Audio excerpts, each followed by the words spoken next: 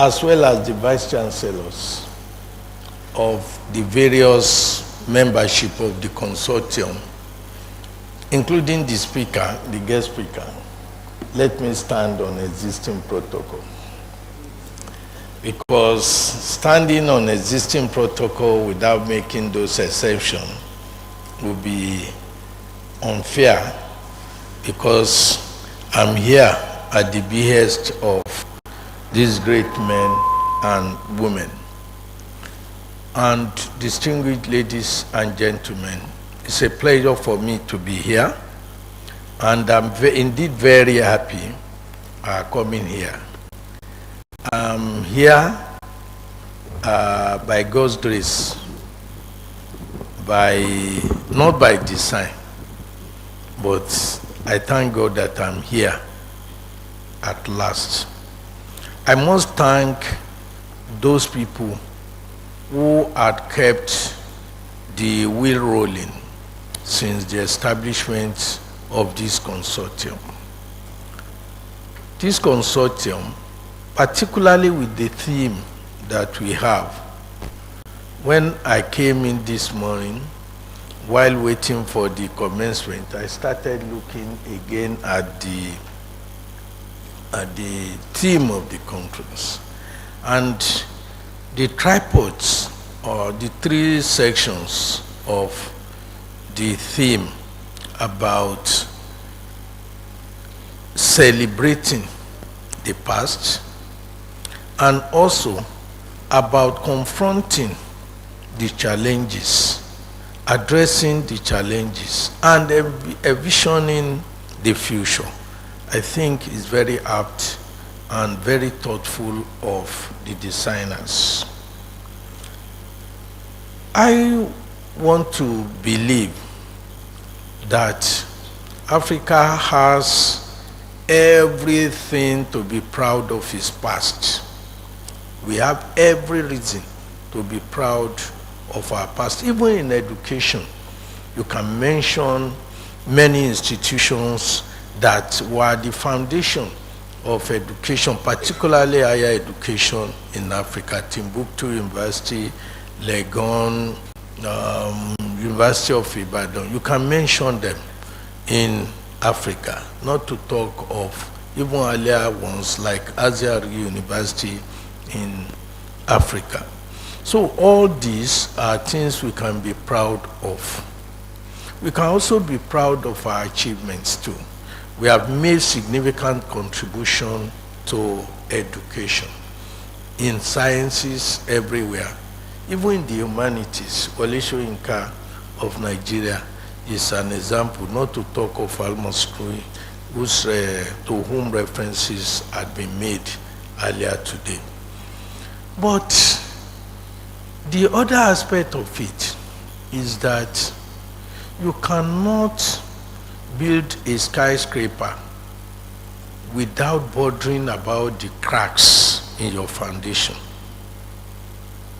We are not pretending that there are no problems. We believe that there are problems. Some 4 or 5 years ago, I traveled across West Africa, and I came up with a paper on the problems which was presented at one of the Association of West African University conferences about the problems of university education in West Africa. We identified some of the problems, including transportation and communication. A situation where you have 3-hour flight from Lagos becoming 10, 15 hours due to lack of direct connectivity between Banjul and Lagos or Abuja.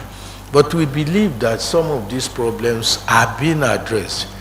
If not all of us, at least few of us travel 3 hours from Lagos to Banjul. I think we should thank our political leaders for moving.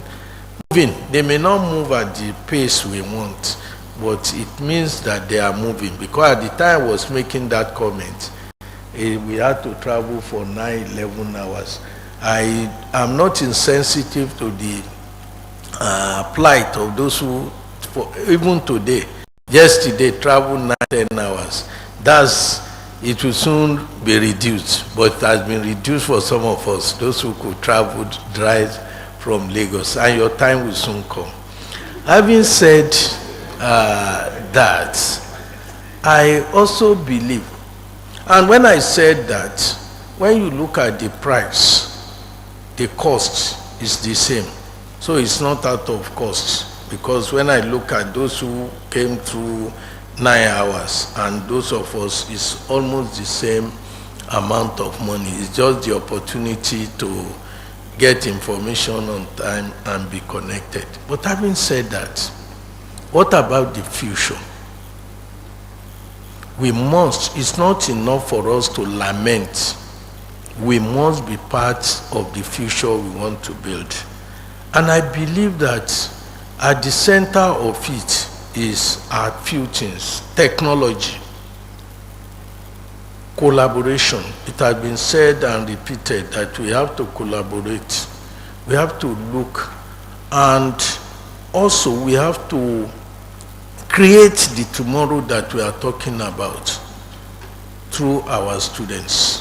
And I'm happy a lot of very fundamental, profound statements have been made on this podium.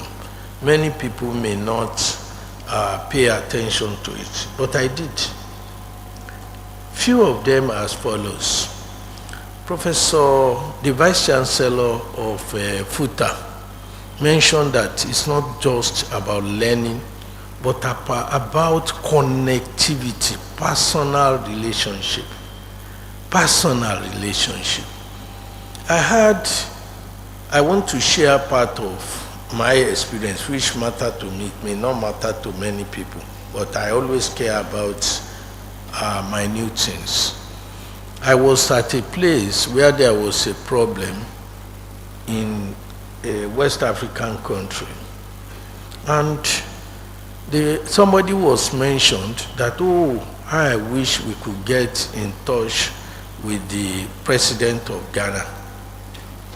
And they were just talking and lamenting. I made a phone call through to the vice president of Ghana, and I told her, Isaac, where are you? I said, I'm in so place. Where are you?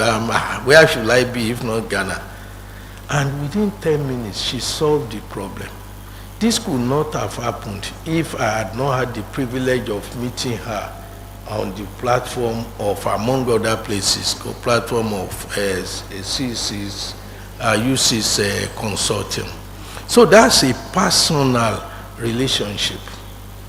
If I live here now, I can also boast to say I'm a friend to the Minister of Education in the Gambia.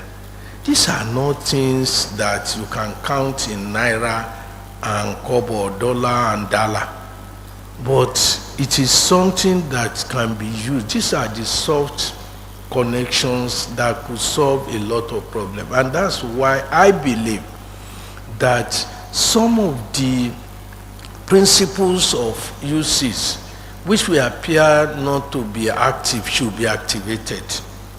I remember one of it was that we will not accept publication from one university, that we will try as much as possible to make our researchers this year to plan for next year, and then be able to have inter-university joint publication, whereby you cannot just write about Gambia. What you want to discuss about the Gambia is also happening in South Africa. Why can't you find one of your people, one of your collaborators you have met at the conference, that next year we are going to jointly look at this?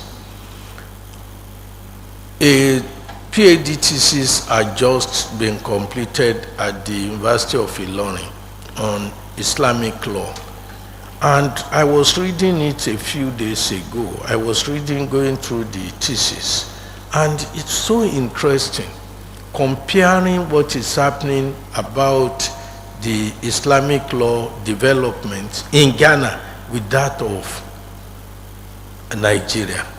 So every other aspect, anything we study, there could be peculiarities but these peculiarities are not totally strange to what we encounter in the other countries.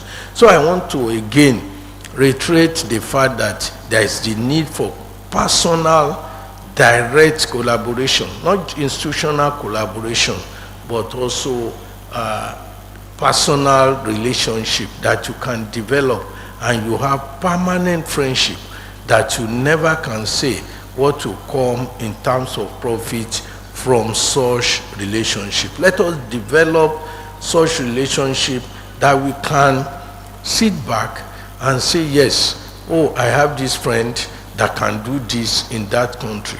Now, what's the problem of Africa? I want to believe that part of the problem of Africa is that we have no founding fathers. Others, yes, we have ancestors, but in terms of founding fathers, we have none. Because Africa was thrown on us, and there was nothing we could do about Africa, and we start to struggle without recreating people and redefining what should be our goal. And I think this is part of what a body like UC's Consortium should work on. You should work on how to recreate Africa, because Africa had been thrown on us and we have found it what it is, and we can do this better by collaboration across the institutions. On behalf of myself and everything I represent, I want to appreciate the current leadership of UCIS, the Consortium Plus, UCIS Plus Consortium, for keeping the flag flying and for ruling it better. Your project in Ilorin, the Herbal Center, I believe is one thing we should also focus on. The idea we had was not just about the research aspect of it. We identified 5 or 6 herbs at that time, and we felt that those 6 herbs, apart from their therapeutic components, they also have economic values. We believe that if we have a large farm of each of such of the 6 or 5 or 6 herbs, we could make enough money to carry out the herbalist aspect of the research.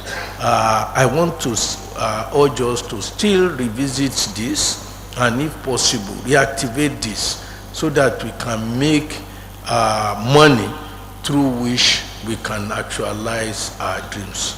I want to once again thank you, particularly the University of the Gambia, for their hospitality and for a well-planned conference. Thank you, and may God bless us all.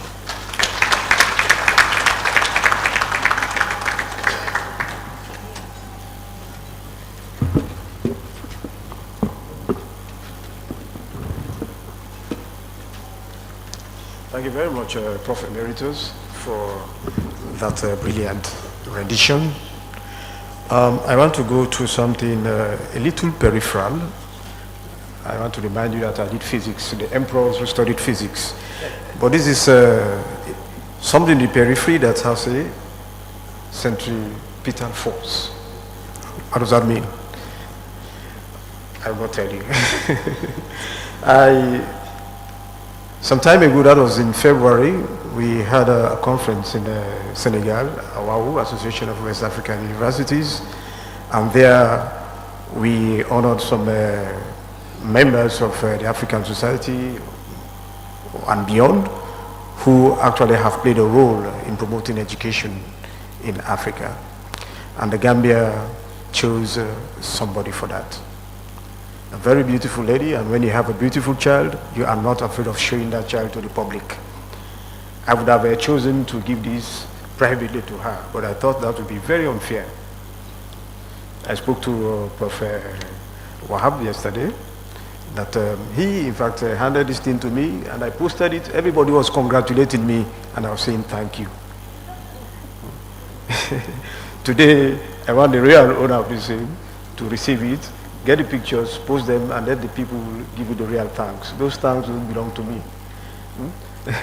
Prof, I'm inviting you to please do us the honor of handing over this award to MRC Holland, here represented by Mrs. Harriet Sonko.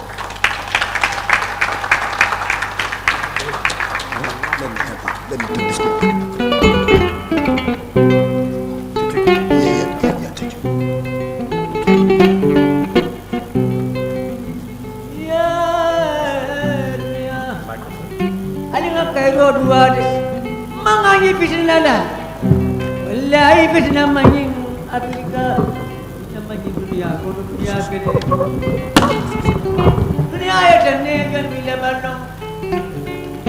On behalf of the Association of West African Universities, I present this award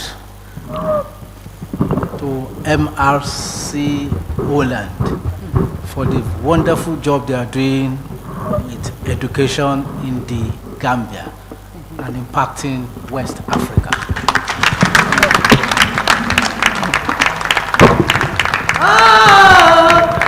Very beautiful woman. Education. You tell me the education. I never been to school, but you take me.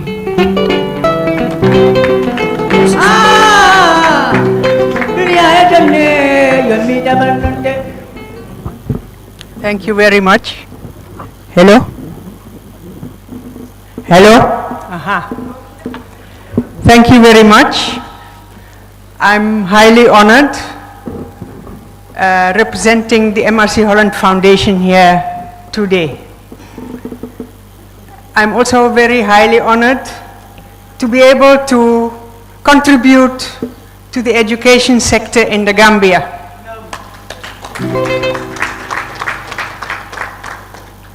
The Gambia is the smallest country, mainland country in Africa.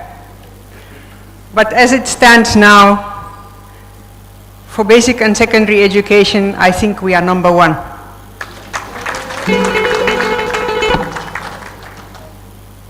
The Gambia is small, and that's what makes it beautiful.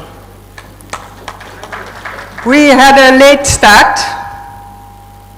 If you go back 25 years ago, when the University of the Gambia started, there was zero university education in the Gambia. But there was also very little primary education even in the Gambia. You could say maybe 50% of children went to primary school. And from there, we've made huge strides to where we stand today. And the battle is continuing. Nowadays, most children go to up to ending their senior secondary level, and many children continue to university. But the government didn't stop there with the University of the Gambia. Now, 25 years.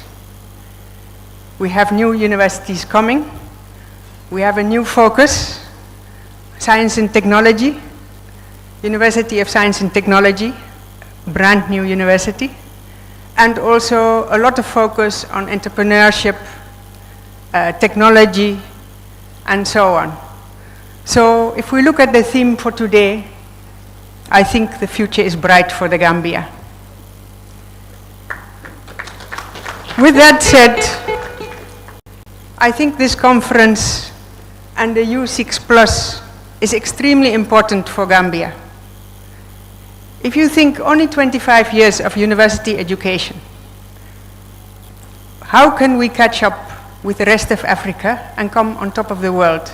It's only through partnerships, working together with all counterparts in Africa. If we work together, we can conquer the world, and Africa will not be following, but will end up leading.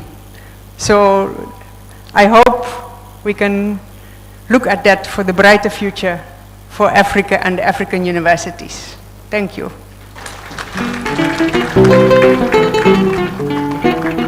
Yeah, my sister, you have been saying something important. That time I'm 8 or 23 years, 25 years ago.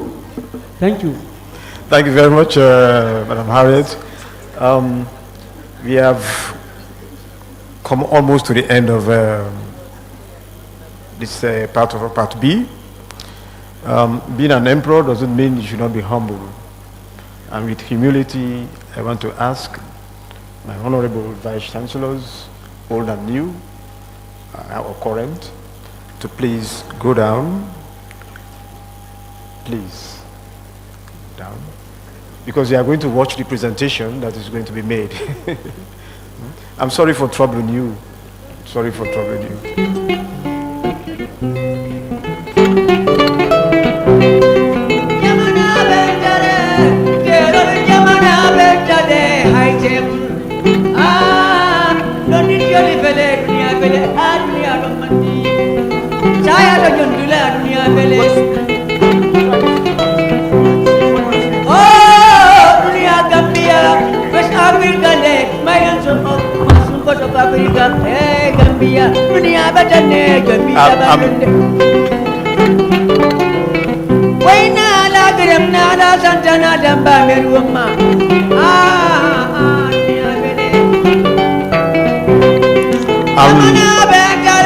Jeliba.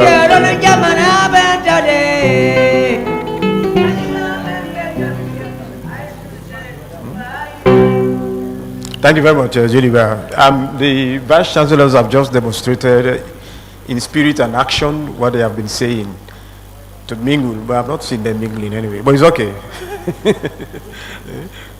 I was expecting them to sit anywhere.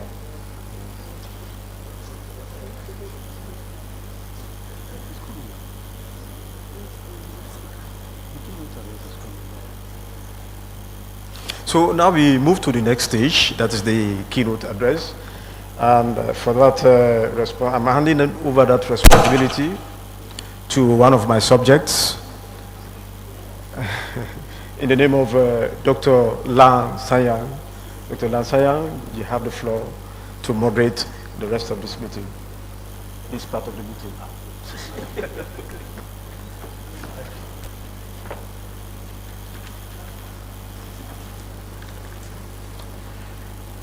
Good afternoon, our honorable vice chancellors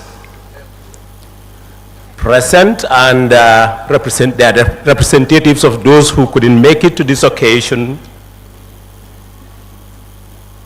our distinguished guests, our dear participants, the members of the U6 and non-members of the U6 Plus who are present, those who are physically present and those who are with us virtually. A very good afternoon to all of you from the smiling coast of the Gambia.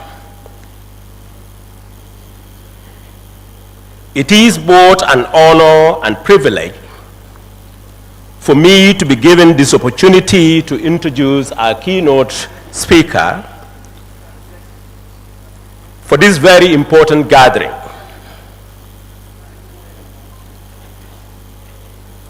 A visionary scholar, a passionate advocate, and a global leader in health, education, and equity, who is none other than Professor Veronique P.S. Njai-Carr. Professor Njai-Carr is a distinguished scholar and academic nurse whose work bridges continents and disciplines. She is a professor at the University of Maryland School of Nursing and a leader in global health, women's health, HIV prevention, and community-based interventions. Her research and advocacy have had lasting impact across Africa and African diaspora, particularly in strengthening health systems, empowering vulnerable populations, and promoting culturally relevant policy and practice. Born in the Gambia and raised with a strong sense of purpose and commitment to service, Professor Njai Kah exemplifies what it means to connect African roots with global impact. She has mentored emerging African scholars, collaborated across institutions to build capacity, and continuously raise her voice for those whose stories often go unheard.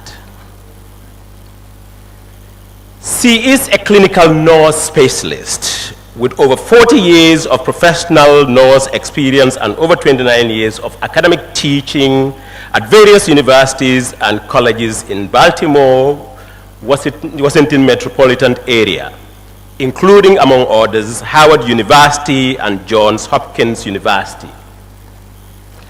Distinguished guests, ladies and gentlemen, Prof. Njai Kah received her nursing diploma from the Gambia College and Midwifery in 1985, and a bachelor's degree in nursing from Howard University in 1992, a master's in nursing education and adult health in 1996, and a PhD in nursing science in 2007 from the Catholic University of America in Washington, D.C.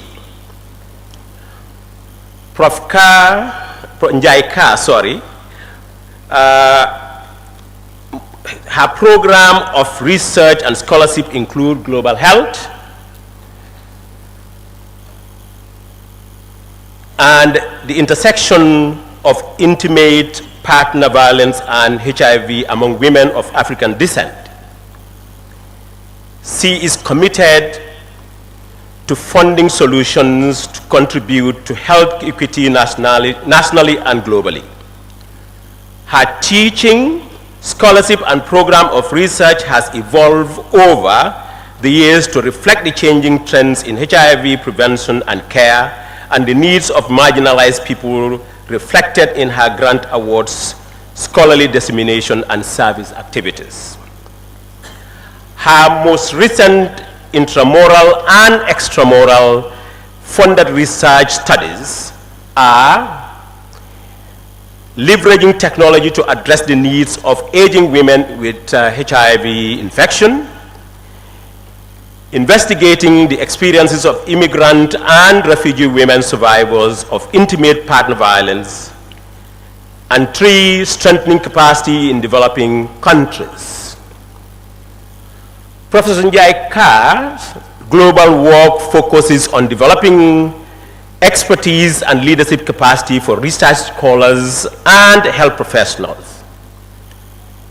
She is the principal investigator of a 5-year grant funding received from the Fogarty International Center of the National Institute of Health to work on strengthening capacity in health research ethics and methodology in the Gambia, which is fondly or famously called GAMREMT program.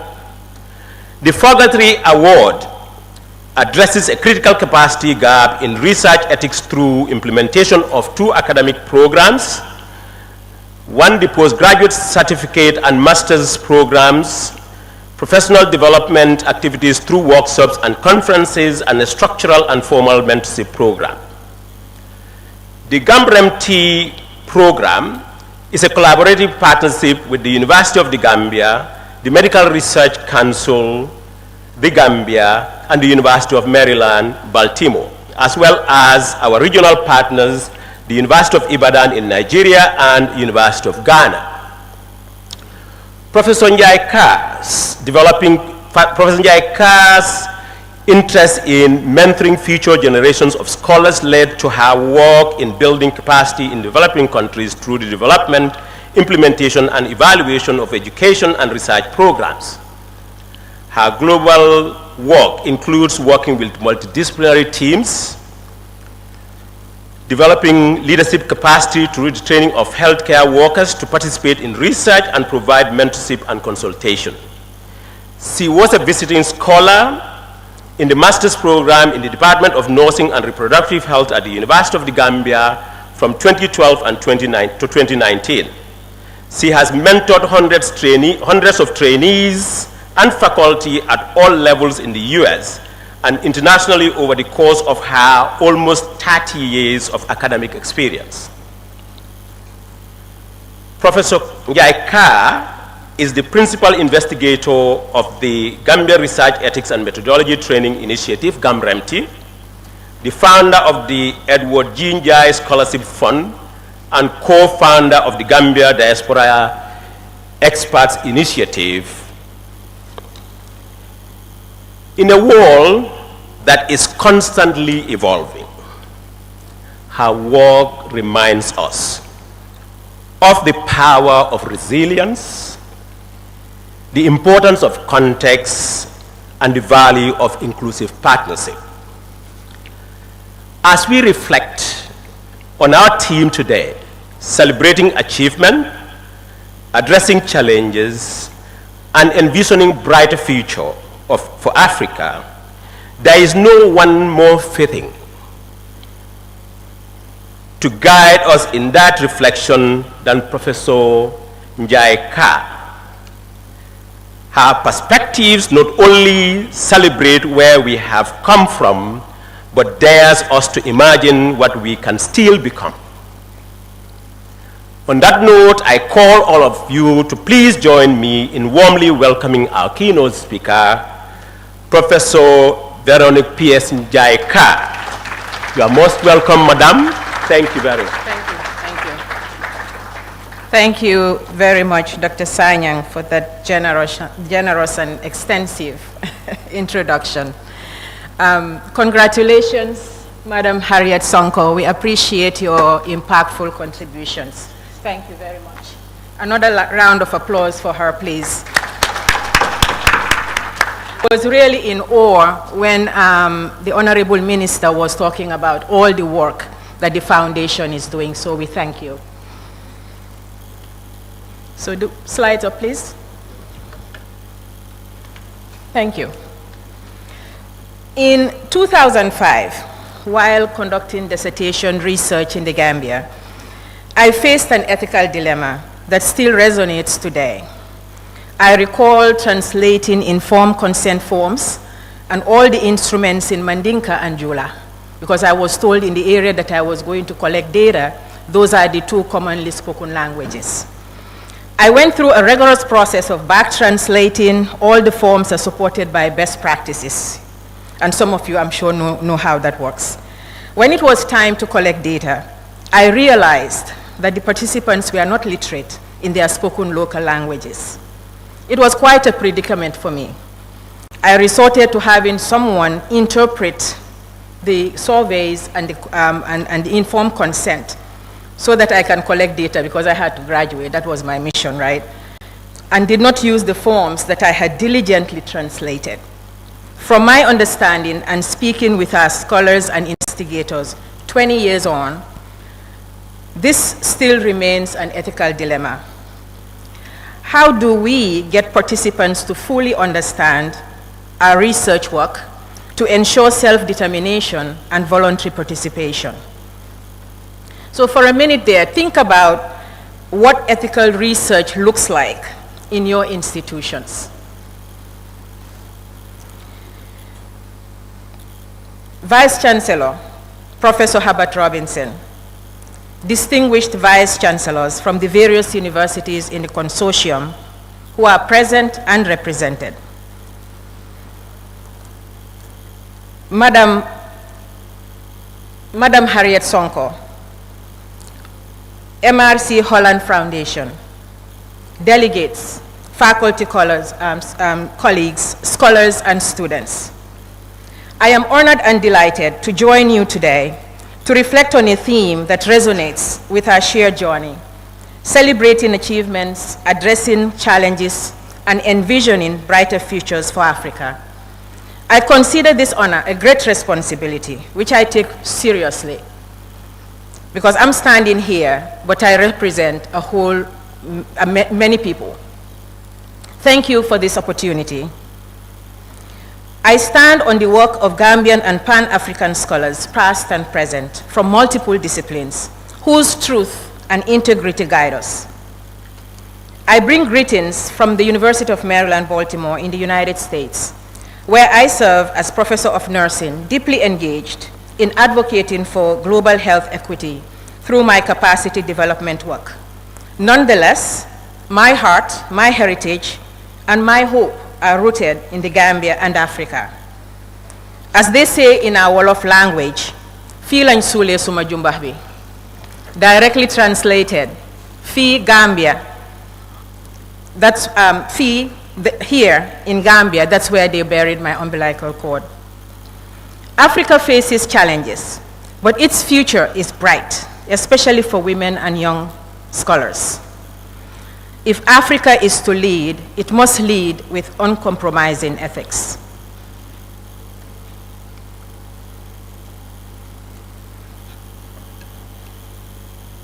In this presentation, we will celebrate our wins, identify barriers that stall our momentum. I think it went a slide fast. I want the objectives up, please. Thank you. In this presentation, we will celebrate our wins, identify barriers that stall our momentum, and offer practical solutions the U6+ Consortium could start this year for brighter futures for Africa. I will provide concrete examples from our GAMRETI program and work done by the U6+ Consortium and the Gambia Ministry of Higher Education, Research, Science and Technology to expand the culture of research ethics across institutions in a globalized world.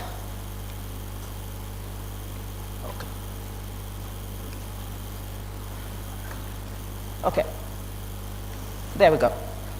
My message to you today is that Africa is at crossroads, rich with achievements, resilient in the face of challenges, and poised for a brighter future. But sustainable progress demands not only innovation, but also integrity, rigor, transparency. Thank you. Yep.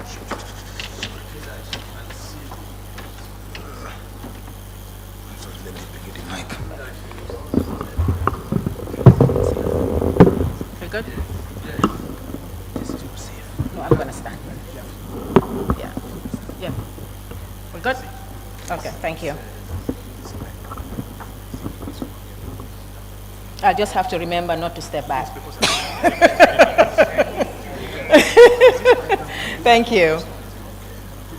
Yeah, I was thinking that would be best, yes. Thank you. If it's possible.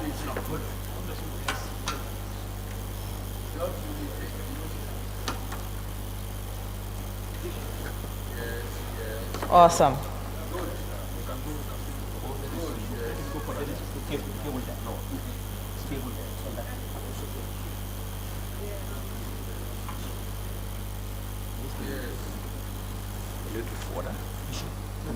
Yeah, just a little bit more, perhaps, yeah.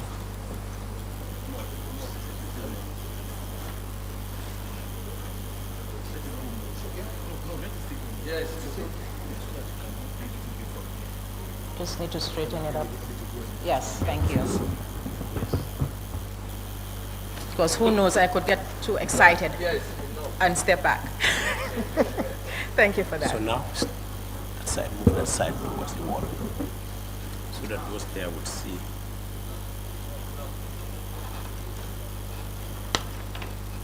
Good, great. Thank you.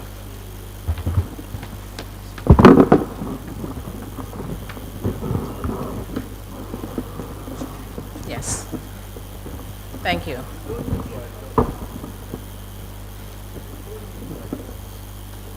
Okay. Yeah, we nurses, we adapt real quickly. My message to you today is that Africa is at a crossroads, rich with achievements, resilient in the face of challenges, and poised for a brighter future. But sustainable progress demands not only innovation, but also integrity, rigor, transparency, truth, and accountability.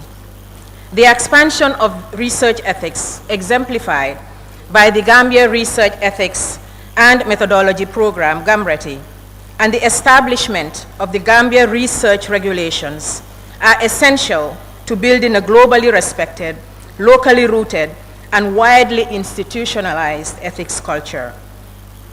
Ethical research is fundamental to driving Africa and Africans to its future. Africa's academic institutions are not just repositories of knowledge. The institutions must serve as engines for student transformation. By celebrating the achievements of the U6+ Consortium of African Universities, critically engaging with opportunities that demand our courage and interdisciplinary innovation, we commit to a shared vision to shape a future where Africa and research conducted by Africans lead global progress and empowers the continent's future generations. In President Nelson Mandela's words, education is the most powerful weapon which you can use to change the world. The 9th International Conference theme invites us to pause and reflect. It implores of us to look back and with pride and delight in all our achievements, to look around with clarity for opportunities to be better, and to look ahead with purpose and hope in Africa's bright future, shaped by scientific integrity, innovation, inclusive excellence, and responsible conduct of research. As academics, we are not only producers of knowledge, but we also must be stewards of scientific integrity and rigor, trust, accountability, and transparency.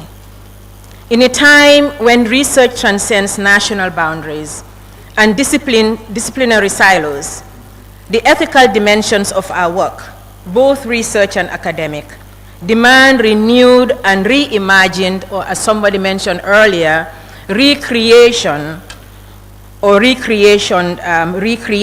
attention, critical reflection, and collective action.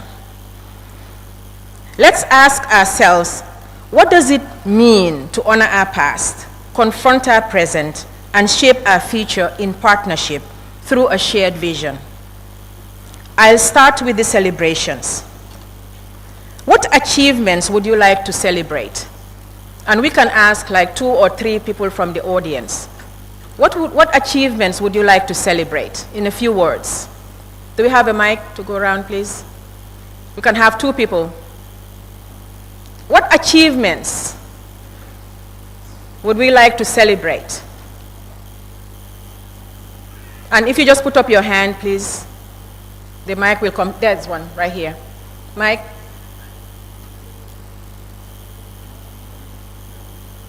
Because we came here to celebrate, right? So we should have some ideas. What things are we celebrating? One of them, of course, is the 25th anniversary of the university. Congratulations. I thought that somebody would be yelling that, the first one. Okay. Yes, please.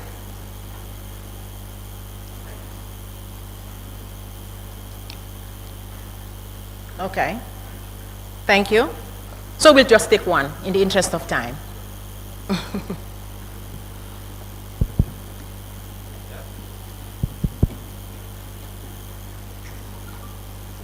Just in a few words.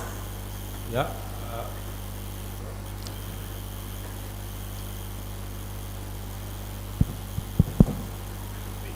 Yeah, it's on.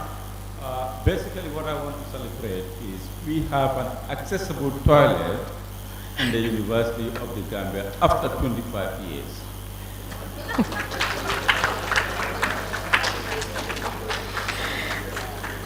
Well, thank you. I'll take that. I wasn't expecting it, but we'll go with that. If somebody else wants to top that, we can go with one more, but I'll go ahead. Yes. One more, since that wasn't an expected response. But that's good. Thank you very much. I think what we are celebrating today is we have Africans thinking for African solutions. So I think that's so important. Thank you, and thank you to you both. Thank you for starting us off. Across Africa, we have witnessed remarkable progress. We see the expansion of universities and cross-border collaborations, such as the U6 Plus Consortium, and academic scholars innovating and shaping global discourse.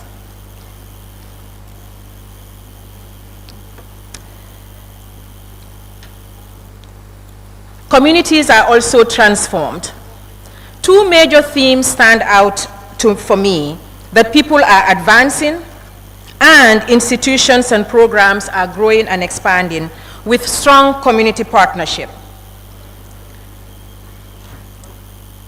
Regarding institution and program growth and expansion, we have most notably the impressive African Center for Herbal Research in Ilorin, Nigeria.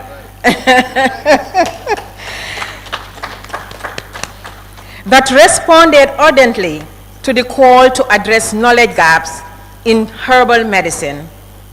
Indeed, I believe it's one of the magna opus of the US Plus Consortium. This is a huge accomplishment, and it is kudos to the consortium. We also celebrate community-driven innovations through partnerships with traditional healers and communities led by ACRI, the fight against diseases, and the emergence of African leadership in global and public health governance, such as Africa CDC's role in disease prevention identification and containment, coordination of health emergency responses, capacity development, and framework development. The GAMRETI program, the first and only such program in the Gambia, is cause for celebration. The GAMRETI program contributes to empowering health professionals, academic researchers, and research ethics committee members. And Dr. Langsanyang already mentioned the three areas, the two academic programs, a postgraduate certificate program in research ethics and methodology, and a master's program. And we also have the annual professional development workshops that we do, and a structured mentorship program. The program prepares scholars to conduct ethical, responsible, culturally sensitive, and relevant research. Our program bridges the gap between global standards and local socio-cultural realities, ensuring relevance, impact, and applicability. So as you can see on this timeline, our program started April 2022. And this was after we received a seed grant from the University of Maryland, Baltimore. We launched the postgraduate certificate program in September 2023, and then currently in September 2025, we're actually enrolling our third cohort. In October, early October, we will be enrolling 6 scholars for our master's program, which we'll be launching. So we are sort of 4 years into the program, and it's been 4 years of success.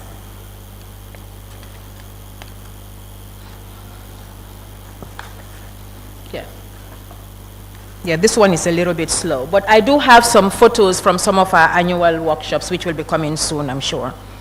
We celebrate world-class university campuses, such as the Faraba campus in the Gambia, where students have a conducive environment, well-equipped with adequate space to maximize student learning. So here you go, here are the photos, and I'm sure that you recognize, some of you recognize yourselves, or perhaps other people that you might know. This was not possible a few years ago, and I mean having the adequate space at the Faraba campus. when at that time students were taking exams on steps and hallways. I know because I witnessed it. These infrastructure developments in terms of the campus that's wide and open for students to work conducively, they also provide opportunities for faculty growth and development. Faculty are highly engaged in comprehensive curriculum reviews and revisions, working with regional partners. The transformation of the Gambia College School of Education to the University of Education, the Gambia, to promote quality education for Gambian teachers, and the transformation of the Gambia Technical Training Institute, or GTTI, to the University of Applied Science and Technology, USET, are all worth celebrating. We also celebrate the strengthening of context-relevant programs in technical vocational education and training, or TVET, in rural areas to engage the youth in gainful employment in support of national development efforts. We commend our esteemed leadership, the Honorable Minister, Professor Pierre Gomez, and Vice Chancellor, Professor Herbert Robinson, for their commitment and dedication. We're coming to that. And we celebrate the institutions across Africa, and we've had some exemplars from other universities as well, that are becoming global players in science, technology, innovation, engineering, and the humanities. With the strengthening of institutions, people grow and advance. So let's celebrate people advancement. We celebrate the reliance of African researchers. Could someone man my slides back there, please? So we're on track. The last slide should be the photos, please. Thank you.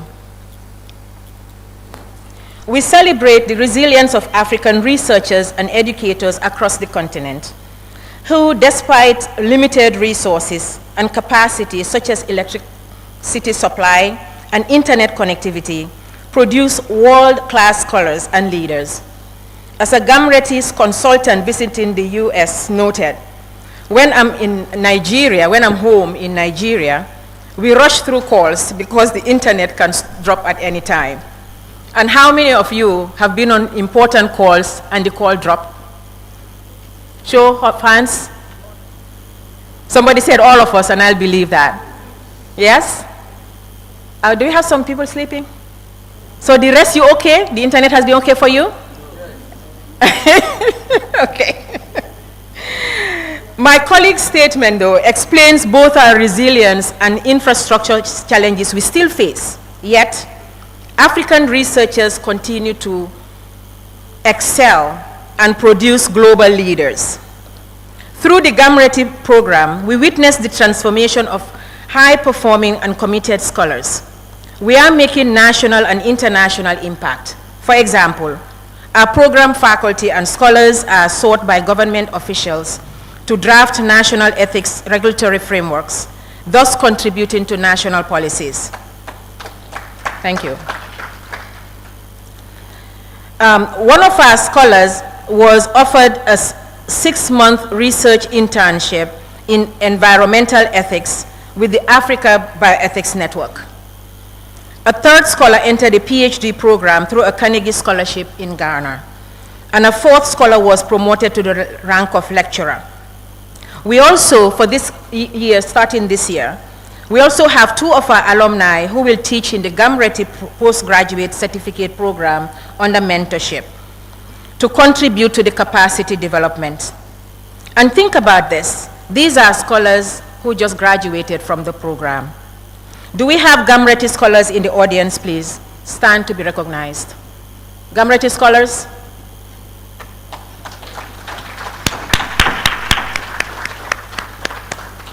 Thank you. You may be seated.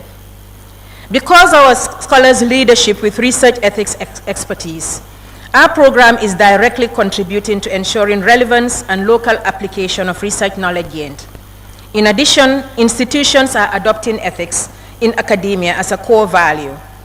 Our scholars are mentoring the next generation of thought leaders. and communities are actively engaged in our work.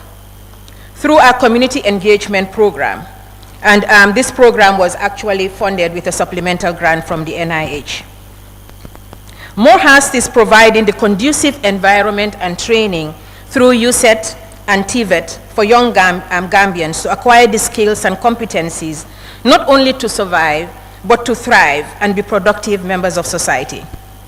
These examples demonstrate that research in our universities can be world-class and locally rooted. The achievements are the result of vision, perseverance, and the unwavering belief that Africa can and must lead by harnessing our diverse intellect and nurture the young to take the lead.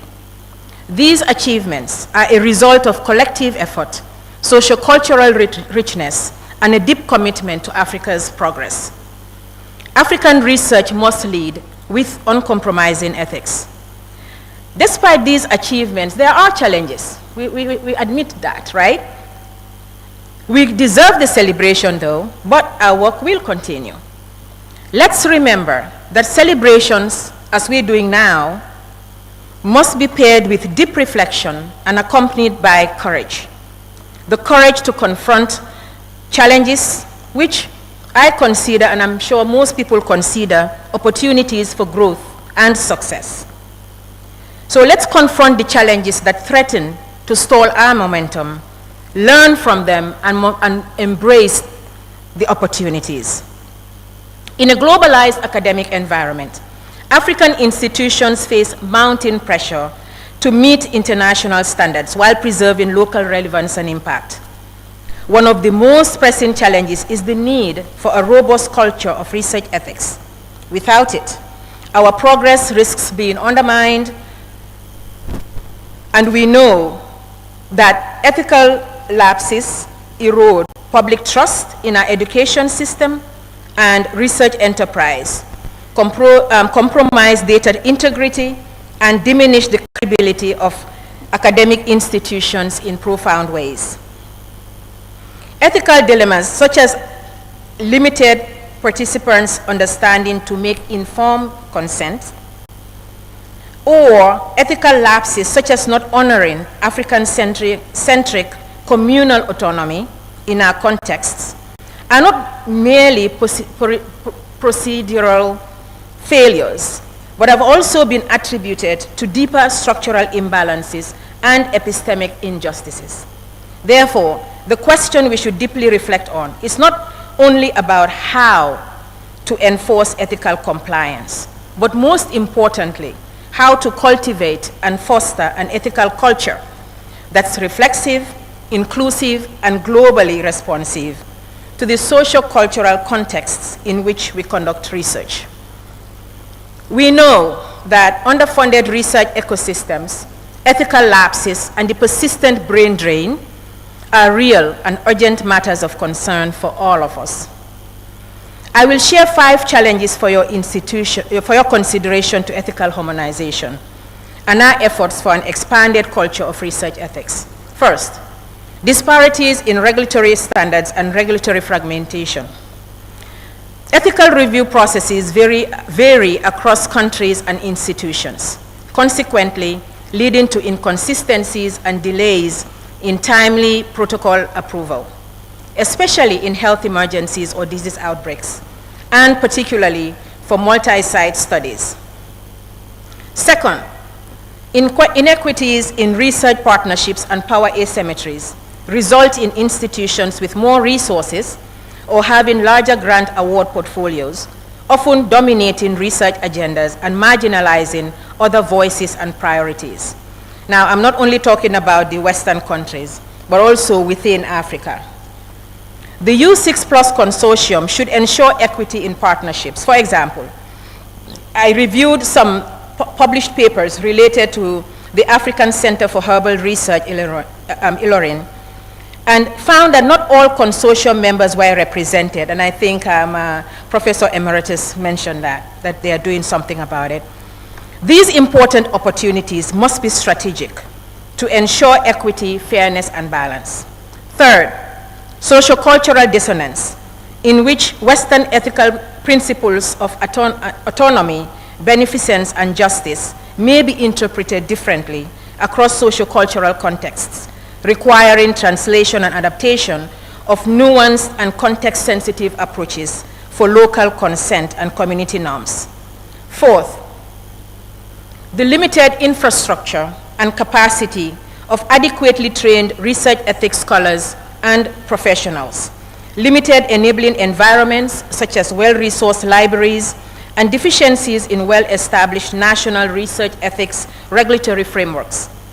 A document by the WHO on national ethics committees in the African region showed that only 36 or 76.5% national research ethics committees are in Africa. Fifth, emerging technologies such as artificial intelligence and big data, the rise of AI-driven research and large-scale data analytics raises questions about consent, algorithm bias, and the ownership of digital identities. Ethical frameworks and principles must evolve to address these rapidly changing or shifting frontiers.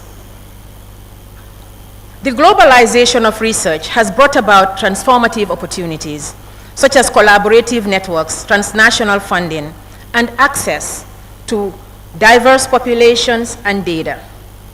However, it has also introduced ethical complexities entailed in the responsible conduct of research that challenge Western ethical frameworks to address African problems related to advanced technology, genomics research, and the ongoing threats of emerging and re-emerging diseases outbreaks, such as COVID, Mpox, Marburg disease, and Ebola. These challenges are not hypothetical. They are already unfolding. Our ethical cultures must be anticipatory and inclusive. However, in every challenge, there are opportunities. Africa should not wait to be saved. Africa must save itself. And I know we've heard that theme through some of the presentations. So let's discuss solutions and commitments. I was getting to that. I didn't mean to depress anybody with those challenges. What does a brighter future for Africa looks like? Let's take a look. For a brighter future, we must prepare for a generation of ethical challenges that will test the adaptability and resilience of our institutions. As research scholars, we usually reduce ethics to a checklist. For example, the Research Ethics Committee approval, a signed consent form, a data sharing agreement, and so forth. While these are essential, they are insufficient. So let's imagine or recreate better approaches. Research ethics must be understood as a living culture, a culture of research ethics that permeates institutional policies, research design structures, institutionalized mentorship programs, and active community engagement. I was in a car a few days ago driving to the hotel, and I was talking to the person, one of the people in the car, and I said, what do you do?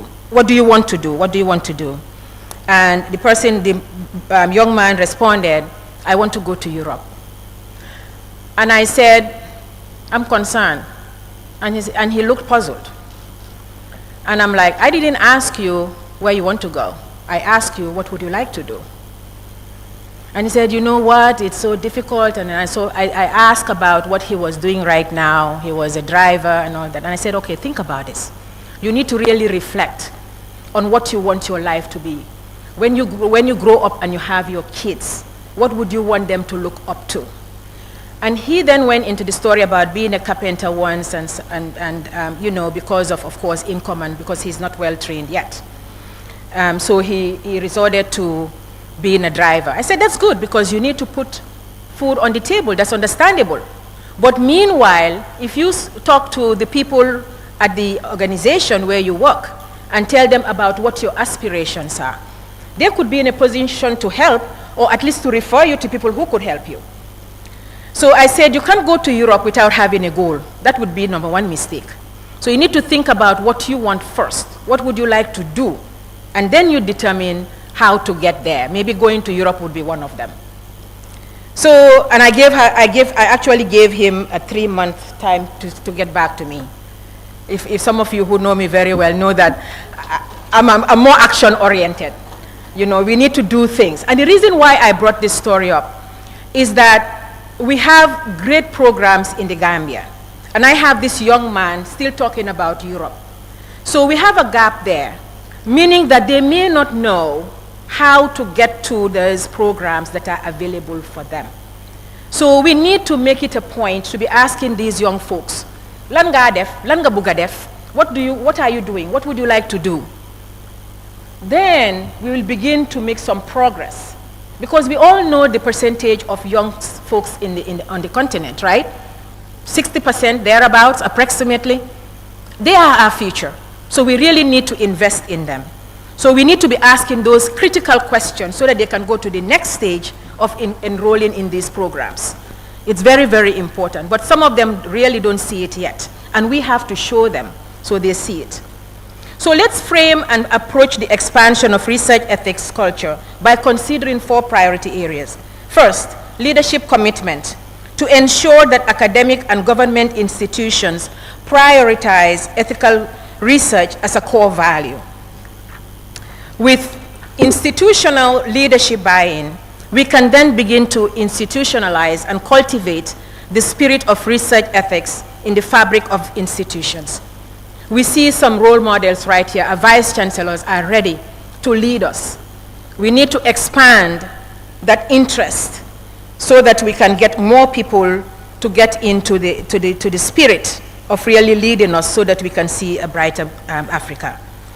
In doing so, we will not relegate ethics to an afterthought, but an integral part of the institution's culture. The establishment of the Gambia research regulations is a strategic effort. I think my slides are just playing maybe the Sabar or whatever.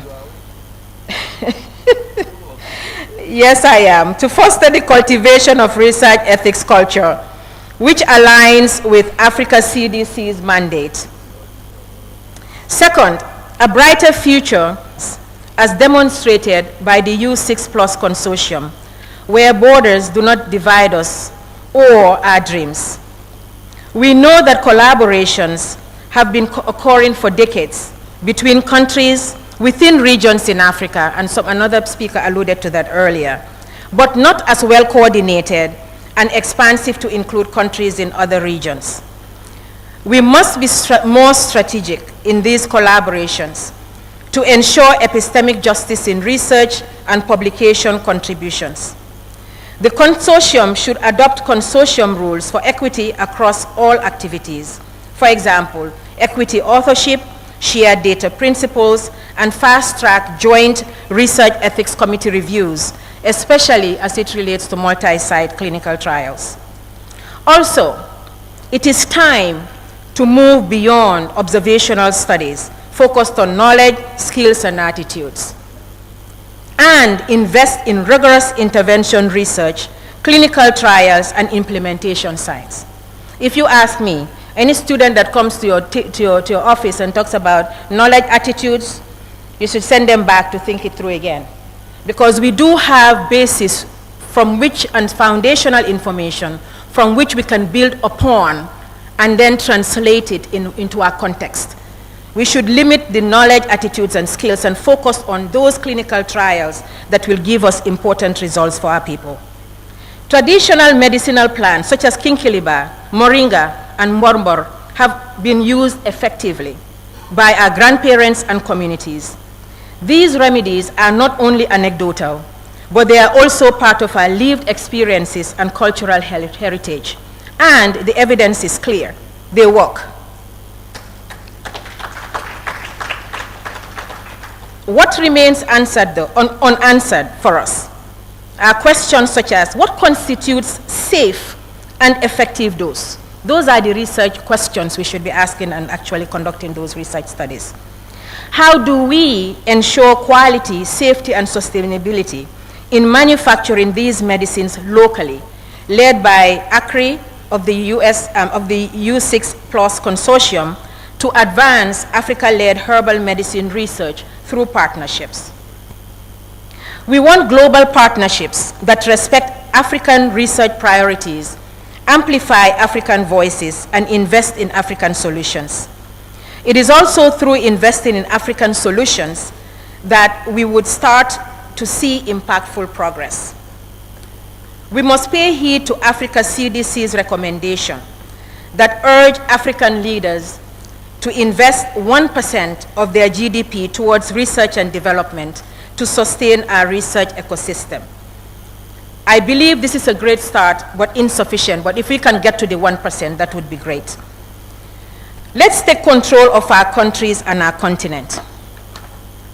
President Thomas Sankara of Burkina Faso, who championed self-reliance for Africa, noted, "He who feeds you controls you." So we must free ourselves from foreign dependency and take control of our narrative and independence. This should academic institutions where knowledge is gained, nurtured, and transformed. The Gambia Research on establishing a coordinated continental research governance structure. 3, innovating domestic financing through federated research and development budgeting. And 4, using research and development to strengthen local manufacturing capacity. And that's where we should be leveraging herbal medicine. Also important is that collaborative research should respect local and indigenous knowledge systems to promote equitable partnerships by leveraging the voices of women, religious and community leaders. We must engage communities not merely as participants, but as co-creators of knowledge, respect their agency, values, beliefs, and contributions for mutual benefit. So to contribute to the need to conceptualize research ethics principles for Africa, the GAMRETI program developed a socio-cultural research ethics model, or SCRIM, to address this important need. And this is in collaboration, of course, with our Nigerian and Ghanaian consultants. We integrated, as you can see, we integrated the Western traditional, I won't spend some time on this, but I just wanted to give you an idea what you're looking at. So at the core of it, you have the Western ethical principles of autonomy, justice, beneficence, and non-maleficence. And then we also integrated that with the cultural dimensions theory by Hofstede. And there are 6 dimensions, but we used 4 for the purpose of this particular model. And it is power index and uncertainty avoidance, masculinity and femininity, individualism and collectivism. We also have uncertainty avoidance, as I pointed out. So all of these actually are on a continuum. And we did an integrated review, and then we integrated those themes that we derived from our review. Basically, you can see them in the circles: cultural congruence, cultural norms, communitarianism, collective responsibility, pluralism, and independence, and linguistic appropriateness, and semantic equivalence, tradition preservation, and infrastructure development. So these were themes that we got from the integrated literature review. And the point here is that we were trying to present a perspective from the socio-cultural aspect of looking at ethics. So this is, of course, we present this with utmost epistemic humility, because this is still unfolding, we're still working on it, and we continue to do that. And to make sure that we can actually do this in practice, meaning adopt in informed consent processes, etc., we integrated the assessment, engagement, implementation, evaluation, and sustainability in that way. So, but they are iterative and in continua. So something that we will continue to work on, so that we'll have something that's more Africa-centric.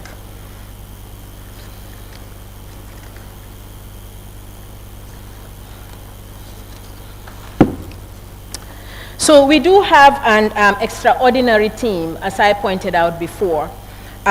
We have representatives from the Medical Research Council in the Gambia, of course UTG, and UMB.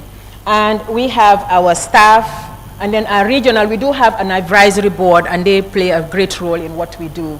Curriculum committee members and our West Africa regional consultants. I cannot tell you how impressed I am with the work that we do together as a team. They are very much committed and invested in what we do. Right now, they have actually volunteered to support our master's program, because for right now, we don't have the capacity, and they've actually extended their service to help us do that. So this is a wonderful team. And do we have the Gamreti investigators in the room? Please stand to be recognized. Gamreti members? There we go. Professor Jainaba Sisao, I see you. Okay, thank you. We must be intentional, strategic, and serious about developing Africans. The Gamreti team is committed and support the progress for a brighter future. A brighter future looks like youth leadership for sustainable development, where the next generation of leaders is not included as an afterthought. Let's empower the youth to develop and take leadership roles by providing the enabling conditions to make meaningful progress in Africa. I will now share, and if you can turn the video on, please. I will now share an excerpt interview by the late Honorable Badara Diouf with the Association of African Universities. And this was about education in Africa. Also, I can just sense the passion you have for technology, science, technology, engineering, and mathematics in Africa. How well do you think this can really take us far and achieve the Africa we want? Well, I think recently there is a rude awakening for African universities and African leadership. Yeah. It is often said that when a tired society lifts its weary head and looks for hope on the horizon, it fixes its gaze on the young people. Right. But if you look at the Europe to Africa migration, the most important thing that a person has is his life or her life. Yeah. When people, young people, who are the potential for tomorrow, who are the leaders for tomorrow, who would make the difference of today for tomorrow, risk their lives in the desert sands of the Sahara and get perished, some of them, or find themselves in a hostile country where they are enslaved by the Mediterranean shores, or still go through the treacherous waters of the Mediterranean and get drowned. Or even when they make it to the shores of Europe, they are not mostly welcome. They are behind barbed wires, quarantine. And those who escape without the relevant skills find themselves picking apples, oranges. That should prick the conscience of the African leadership. That should also prick the conscience of African intellectuals, particularly those who are in academia and are responsible for molding them, for giving them the wherewithal, the skills that they need for home to be sweet home. If you leave home to die in the desert, then home is our home. And that's a wake-up call for African universities, for African institutions, for African educationalists. What is there that is missing? What is the push factor? How can we reverse the push factor into the pull factor? Bring those people back. Equip them with the necessary skills, tools, and the resources that would make a difference in their life. They live a meaningful life. At the end of the day, everybody wants a meaningful life, self-actualization. But it goes beyond the self. It should. It's the national self, the continental self. That is what is important. If we allow this push factor to go, we are mortgaging not only the lives of those students, but the lives of the African people and the African continent. And I think that will not be a good thing that we can live with as a legacy. Great. Thank you. This is one of the most powerful and inspiring videos I've watched about education in Africa. It's 30 minutes long. If you haven't seen it or watched it before, I encourage you to watch it in its entirety. And as you heard, the onus is really on us as academics as well as politicians. We have work to do. The third important area to expand a culture of research ethics is to integrate core ethics modules into all graduate curricula as a foundational component of training programs. Research ethics should not be obscured by information on consent forms and academic integrity statements, but with a holistic approach. We must invest in Africa education, foster cross-disciplinary collaborations, and support programs like the Gamreti program that are laying the foundation for sustainable change. Let's invest in ethical education and infrastructure and institutionalize mentorship programs to ensure equitable participation in global research and academic excellence. And fourth, facilitate ongoing dialogue across disciplines, countries, and regions to address emerging ethical dilemmas in real time. We must encourage researchers to critically examine their own positionality, assumptions, and the potential impacts of their work in contributing to research and development. This is where programs such as the Gamreti program offer great opportunities to contribute to transforming the research ecosystem in the continent and globally. And I know that other countries in the West have similar programs, and they've been there for a long time, like Nigeria, for example. They've had such bioethics programs since about 20 years. Taking into consideration the scenario I presented earlier with the documenting translation, let's transform the consenting process to fit for purpose in our socio-cultural contexts. Innovative strategies such as infographics, audio and video recordings would promote participants' understanding so they are well informed to make decisions. Engage African diaspora who are contributors to the development of other countries while their countries in Africa are left behind. We must engage the African diaspora, not periodically, not reactively, but intentionally, proactively, and as strategic partners. The African diaspora is the bridge to Africa's future and success. Let's leverage their experience and experiences and expertise with respect, fairness, integrity, and transparency. A brighter future looks like each of us lifting and celebrating each other as Africans, putting aside envy, selfishness, and inferiority complex.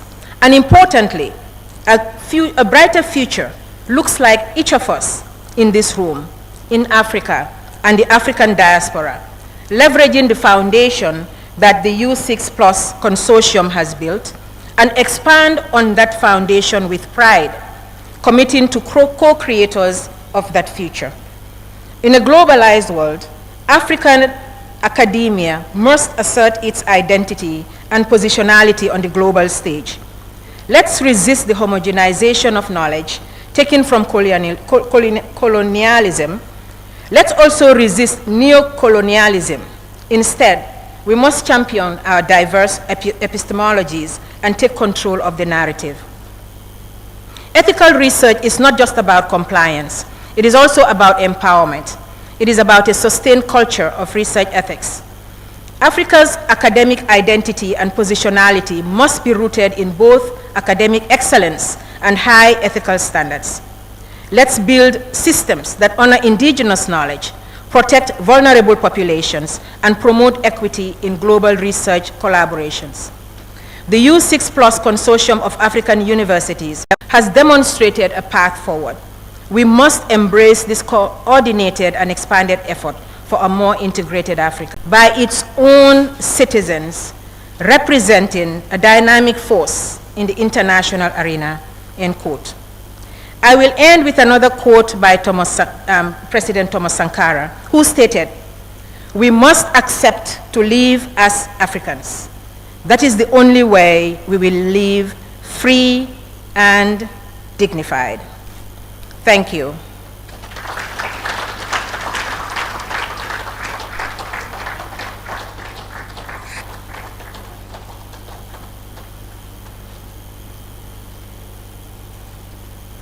I think us to work together in partnership. And this consortium is a very good opportunity for us to just do that, right? Thank you very much once again.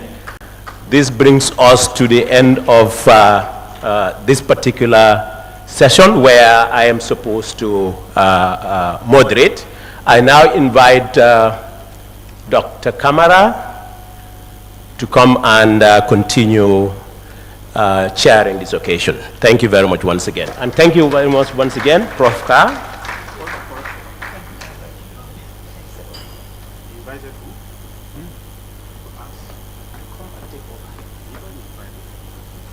Oh, sorry. I'm not supposed to invite the emperor. He was supposed to invite the emperor to come and talk to us, and not Dr. Kamara. So you know what I'm going to do with you. We are supposed to do another speech, but we are going to cancel that for now. We are going to postpone it to tomorrow. Professor Kambizi, take note of that. Your speaker from South Africa is going to do her lead speaking tomorrow, or his leading speaking tomorrow. Now I want us to break into, well, we are not going to observe prayer and lunch break right now. Those who want to pray, there is a mosque, not a mosque, there's somewhere to pray, just behind the hotel here. I mean, talking to the Muslims. So the lunch is just behind here, not so? The ushers will usher you to the place. So after that, we are going to do this. We are going to break into sessions. There are what we call here committee rooms. Elsewhere, I know you'll say thematic rooms. Here we have committee rooms.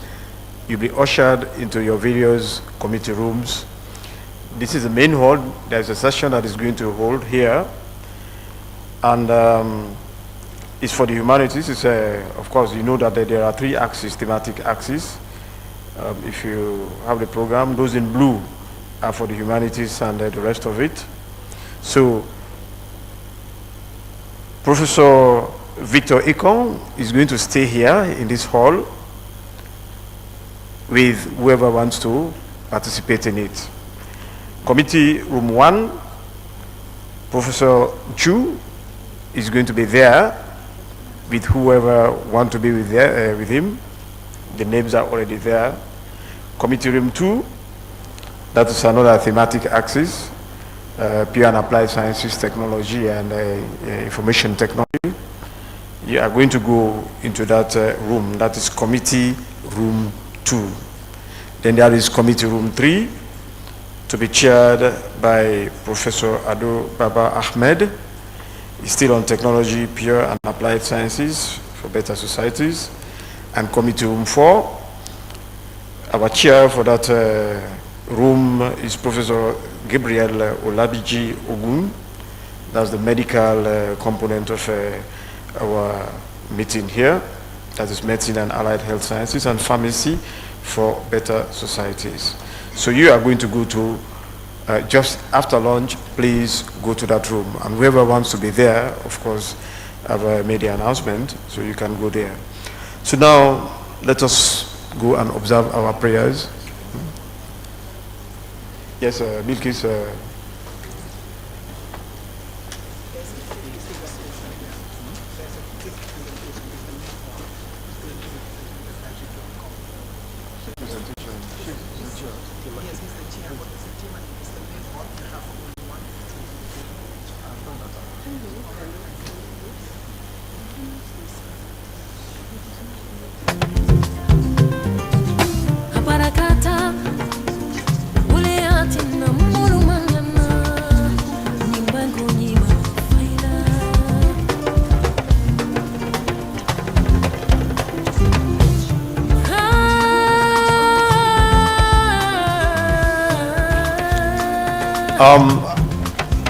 Something to be reversed.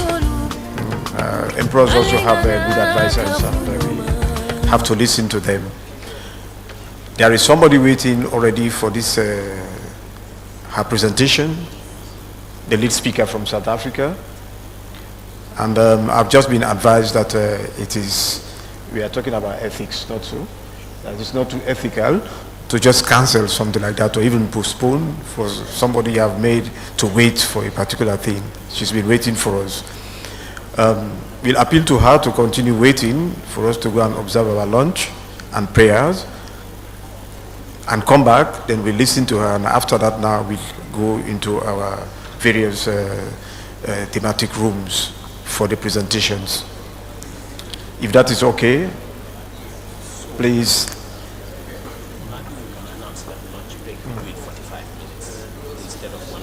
Let her come now. Let her come. Okay.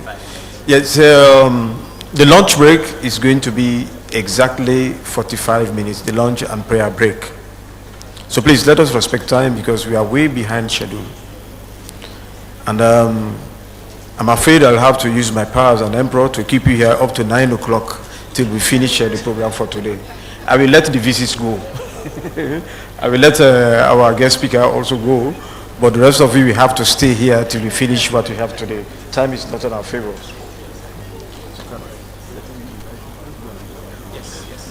So please, let's go and observe our lunch and prayer break. Only 45 minutes, only.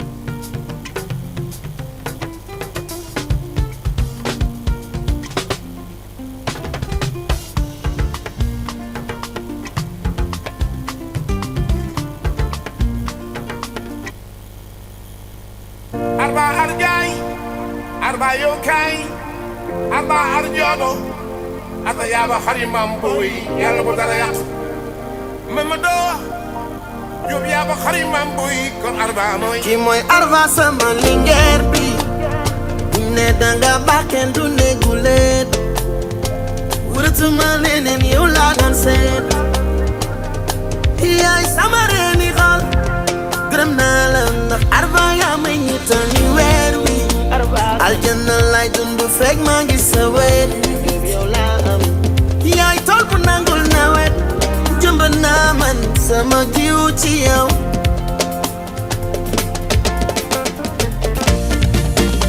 ndeke bëggee wum la xol bi kese arva sama ruugi laa la yëgee fu ma gëstu gis la nga may gunge ni takkandeer arva sama chumel nga yow tanga yore di koy jeegu we will probably develop new cognitive skills. So it's going to have a profound impact on how we on human cognition. So where does this human-centered AI system? So from a kind of disciplinary point of view, it's at the convergence of three different disciplines, in scientific disciplines. So you've got AI and AI systems, and you've got human-computer interaction, and you've got cyber-physical systems. And in cyber-physical systems, you've got Internet of Things with sensors, you've got digital twins, which I'll talk about later, body area networks, smart home environments, smart city environments. And then in human-computer interaction, you've got things like the metaverse, augmented reality, virtual reality, and a new type of interaction tools or mechanisms that we can use to interact with the virtual space. And it's at the center that we would find of these three disciplines. And so in the physical systems, they're starting to increasingly use AI. In HCI, they're increasingly starting to use AI. And AI, again, as I said, moving towards this augmented model. And that's where we find human-centered AI systems at the intersection of this area.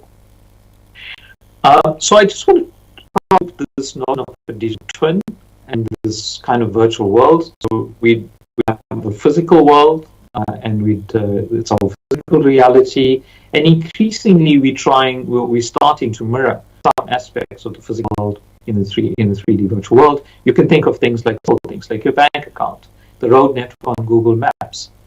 And we are building these environments, either 2D or 3D environments.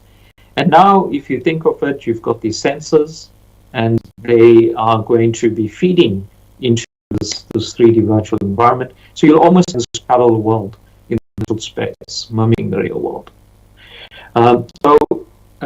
So this is where the 3D digital twin comes in. It's the kind of online environment which is mimicking aligning the virtual world and updating as you get sensor readings in, but it's also able to project it in this kind of 3D virtual space.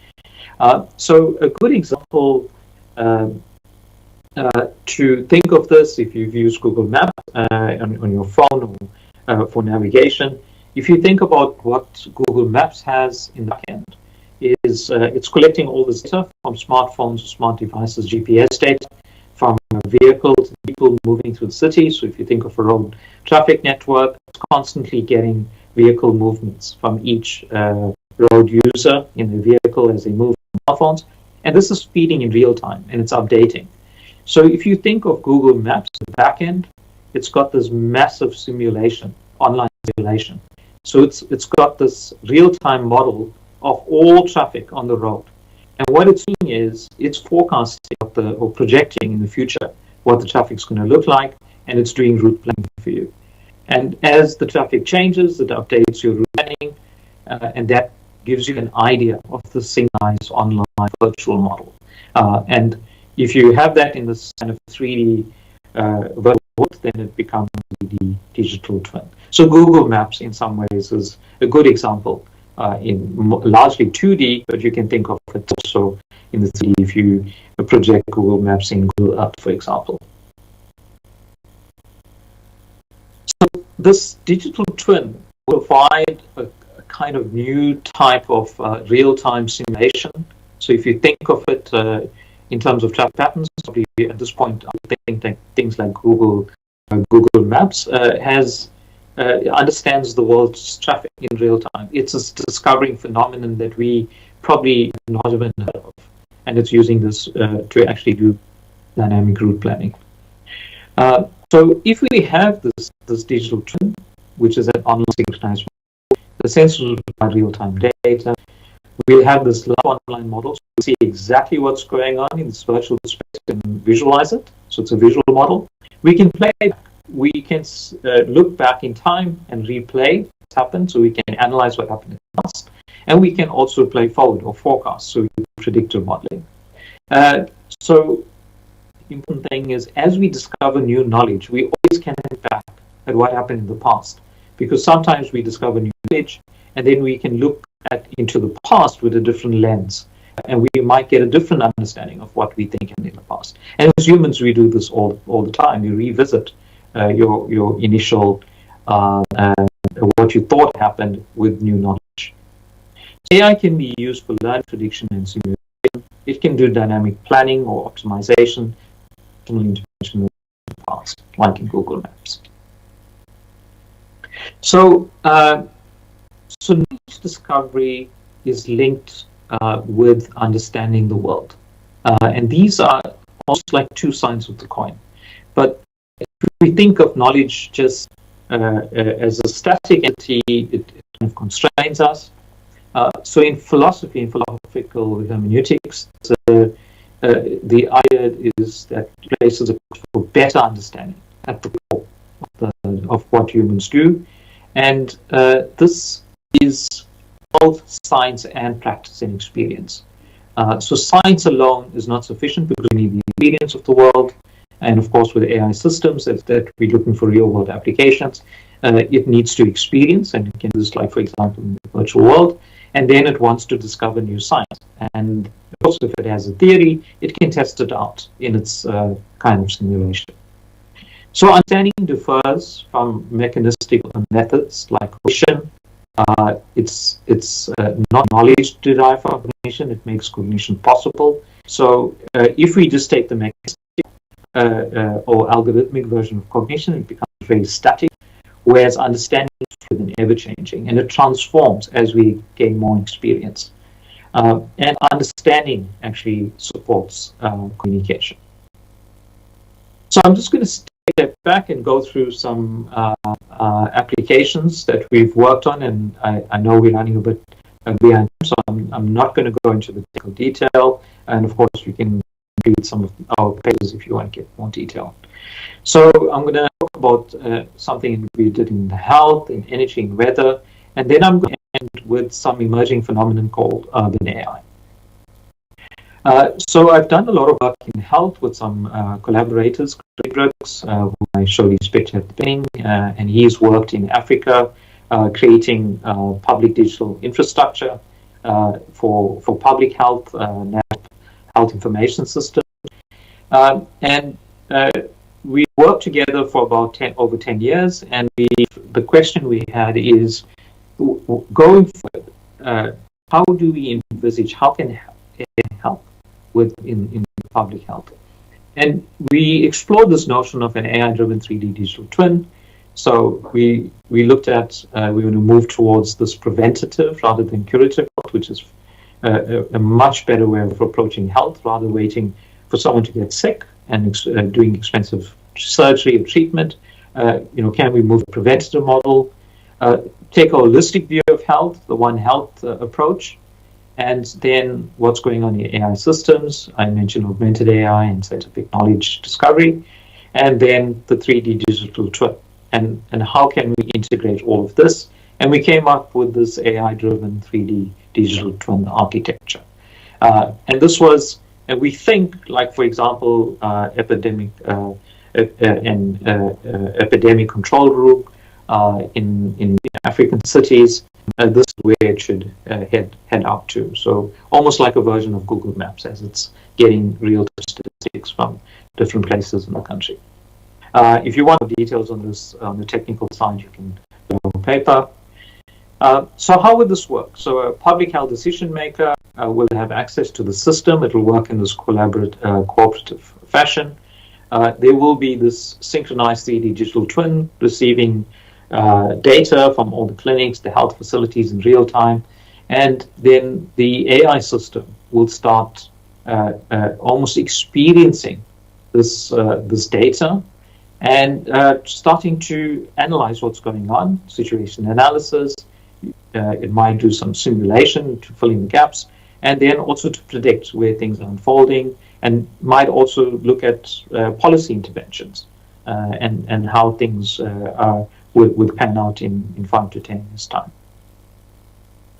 From an AI system, it will use different types of AI. So the machine learning to detect patterns from data or phenomena from data, and then it can use knowledge-based AI, because once it finds these patterns, it needs to contextualize these patterns in current theories. It also needs to test and refine theories, come up with new theories, and then once it comes up with new theories or beliefs, it needs to integrate it into its knowledge base. So this is just to show you a glimpse of the technical side. Again, I'm not going to go through this in detail. There's your situation detection and prediction. You have this monitoring layer. This is an architecture of an AI system. And then you want to do some decision making. The two types of AI is like the knowledge-based AI, things like logic, almost like rules, logical rules, and the machine learning, which is the bottom-up AI. So we can take different views. We can look at the interaction aspect. We can look at the cognition system, the cognitive system aspect about how the AI system works with the human to exchange knowledge. And we can also look at this continuous learning or adaptive system. Again, I'm not going to go into the technical details. So here's one of the architectures that we've worked on. It's an initial one. We're still working on it. So you can use machine learning, like cluster analysis, to detect patterns from streaming sensor observations. Then you can detect some situations, analyze it, and then update your beliefs. And we still currently, the work that we're working on is how do you construct new theories. And again, for the technical details, you can look at this paper. We have done a few application use cases. So we started looking at theory construction in understanding electricity usage in households in South Africa. So we worked on this data set. It had 5-minute readings of households over 20 years. I think it was 20,000 households, and from all parts of the country. And then so this is the sensor readings, and we want to detect patterns here. Then we formalized all the knowledge, the scientific knowledge from the literature about energy usage behavior, electricity usage behavior in households with factors that affect it. And then we used the Bayesian network to represent theory fragments. Again, I'll just skip over this very quickly. So here's an ontology. These are the key things, the influencing factors that we found from the literature. And the idea is that for different communities, you'd capture, based on studies, what happened. And this will allow you, using some reasoning, to, if you don't have data for a particular community in a particular country, you can look at the ontology, and the knowledge base will actually prompt the system to say, well, but we don't have particular knowledge of or empirical evidence about a particular community in a country, a target community, but we do have it in another country with similar contextual factors or context as your target country. This is a potential theory that you should test against the data. And then you can test it against this data to see if this theory holds, and then you can start refining this data. And here's a fragment of knowledge using a simple fragment using a Bayesian network. This means that household income. So we found this that this atom paradigm aligns well, uses different hybrid AI systems, and we can use this analogical reasoning where you look at something with similar context, and you as something that can to generate a hypothesis or potential theory, and then you can explore it using the machine learning and cluster analysis. We also use this from the machine learning side, a new wave of deep neural networks, spatial temporal graph neural networks, and these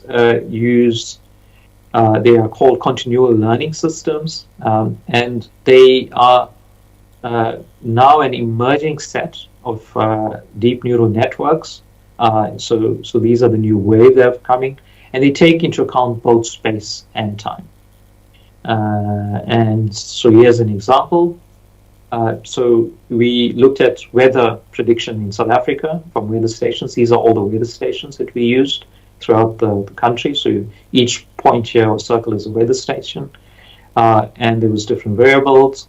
And what we wanted to see is how these techniques, because they take both space and time. So the idea is that if some weather phenomenon develops here, an extreme weather event, for example, does it actually diffuse across the country over space and time? So then maybe in 3 days' time, there's going to be an adverse weather event here. And we want to actually use the machine learning, one, to take this into account, this diffusion over space and time, but also to see if we can extract how weather moves or weather effects move through a country. So here's some initial. So the lower is better. And these are 4 techniques. One is the traditional deep neural network. It's called the TCN, but that's the kind of the current state of the art, the red line. You can see it has a high error. And these are the new wave, the spatial temporal graph neural networks. And you can see it has a lower number, which means it has a lower error in terms of its prediction accuracy. And there's temperature, pressure, and humidity. So these new techniques already showed. But what they can also do is they capture the dependencies between stations. So now we can start looking at how stations, so if there's an arrow, it means that if the weather changes here, it has an effect on the station. And you can see already that you can extract that weather moves along the coast, and here it moves from the east coast again along the coast, and it seems that this is the weather pattern. And this was learned automatically by the spatial temporal graph neural network. We extracted it. So this is very useful because it means that we can start discovering new theories about some phenomenon like weather, and you can apply for traffic and a whole lot of other things. So not just do we get better predictors, but we also can extract knowledge. So imagine if you can use this and some other techniques, reconstruct using historical weather data, pretty much some of the key theories in climatology. Eventually, I mean, of course, we're not close to that, but then you've got an AI scientist. So I'm going to switch gears. So that was to give you some insight into some of the AI systems that we've worked on. And this is something that's emerging. And so if you looked at that, I spoke about energy, I spoke about weather, and really what we want to do is, and I think this is important for African cities, is to move towards urban AI systems. So instead of just using AI for traffic prediction or air quality prediction or detecting water leaks, we can start getting this urban AI system, which is then integrated. It integrates the different subsystems in a city. You can also use it if you have these digital twins, these 3D digital twins, and some cities around the world have already started doing it for public participation, because now citizens can see what's happening in the city. The town planners can put together plans and expose it in this virtual world, and cities and citizens can actually engage and comment on it, and it improves this kind of public participation.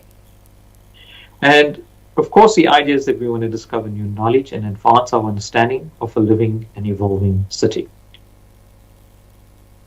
So I mentioned about the holistic understanding, and of course at the core is this 3D urban digital twin, and then this kind of links up all the different subsystems in this kind of digital platform. So a UAI system is a self-learning and self-evolving human-centered AI system. I'm not going to go through this, but in this case, this is just, again, a similar diagram to what I showed before with an AI system, the urban digital twin, and then the user interacting with these two systems. This is a conceptual diagram of what happens as the human experiences reality. The AI system has a virtual reality version with a synchronized model with all the sensors, and it experiences and gets its understanding through this reality with all the AI techniques. And of course, then there's a kind of cooperation or sharing of experiences. So going forward, I think human-centered AI systems is where things are heading, and I think a lot of in the AI research community, this is where people are. There's quite a few different emerging applications. For example, from wearables, from an ECG, a wearable watch, your ECG signal. There's already, I think it's about 3 years ago, we were able to detect emotion. There's a Nature article that appeared a few years back. So this is already happening.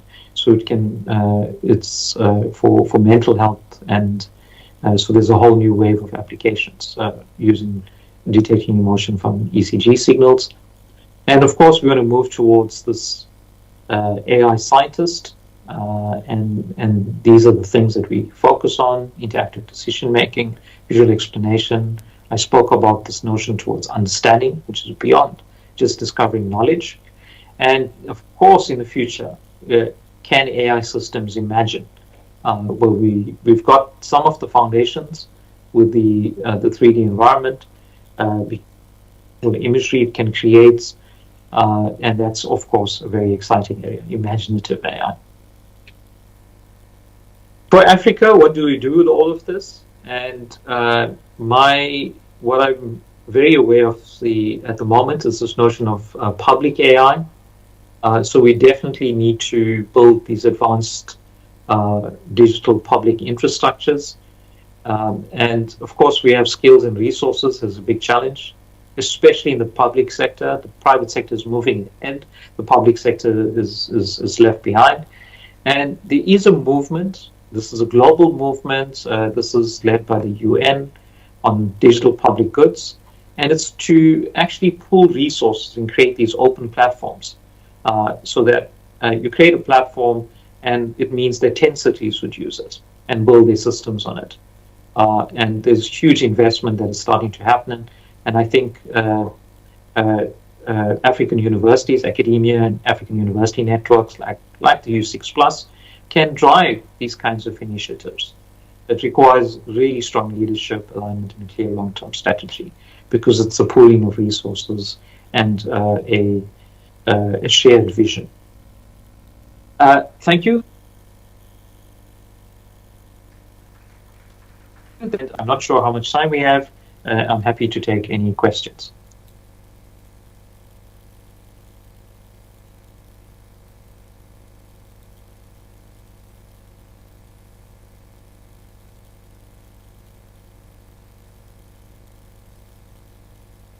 Hello, I'm just checking that you can still hear me.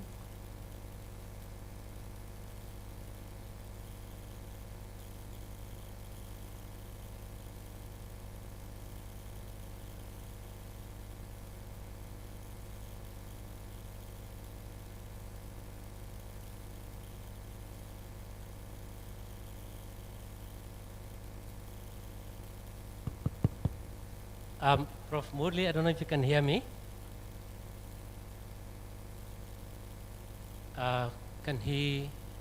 Is the sound connected from that side? Okay, I don't think it's connected. I'm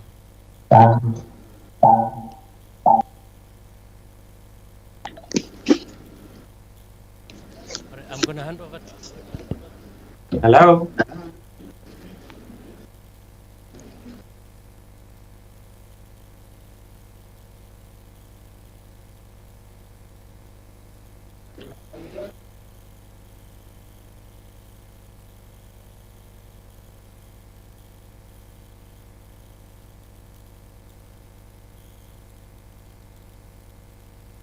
Hello?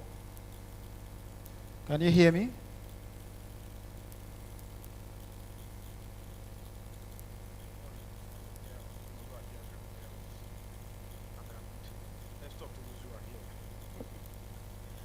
Yes, thanks very much. Okay, please, you can accommodate questions. And they are going to provide answers.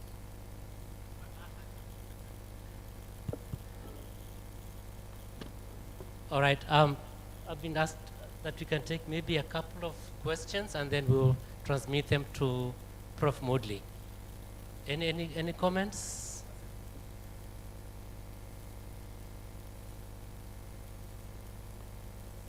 I can take them and then we'll be able to transmit them forward. Yes, there's one. Yes, there's one Professor Ole. You take two or You three. take two or three and then. Ana mic.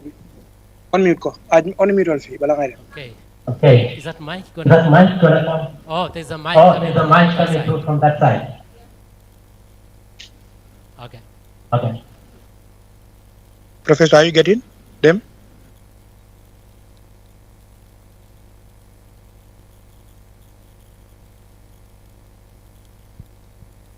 Thank you.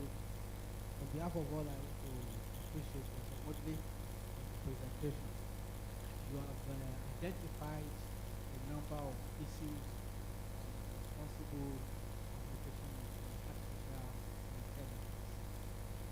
One area that I want all of us to do is to take appropriate steps, in my view, which will also assist in the developmental process of the AI journey.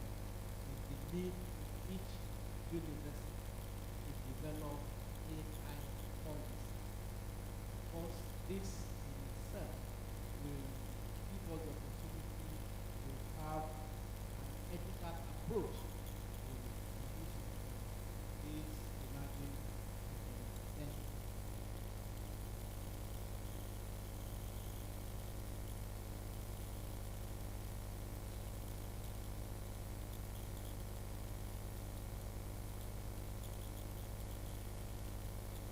Just saying.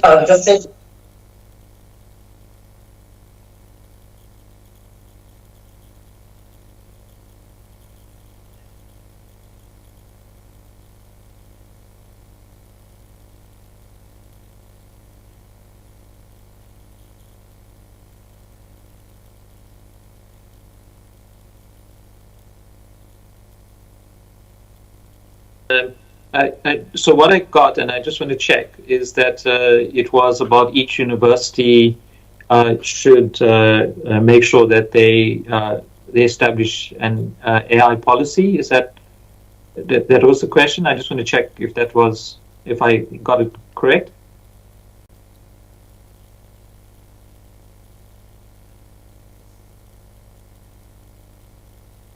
Okay, so I think it's a good idea. And it's that each university, but so when people talk about AI, and I'm a little uncomfortable that we don't go deep enough when we talk about this, is that we start focusing on the ethics of AI. We start getting into this narrative, which sounds very similar to how I hear the Europeans and when they talk about ethics of AI. What is missing is, for me, and if I'm speaking to my African counterparts, and something that I'm very passionate about, is the development of AI.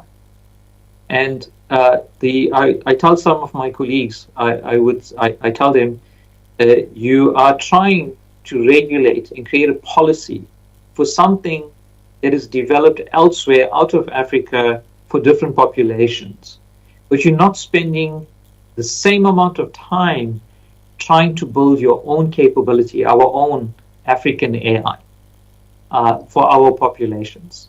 And I would just encourage, when the universities, I think it's a good idea, when the universities are either putting a stance on how they see AI, or whether they have a policy, that beyond just creating this ethical aspects, which I think are important, that they also have a plan about, as a university, how are you producing foundational AI skills for the next 20 years?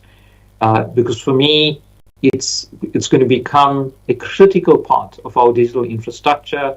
There's a sovereign aspect to it.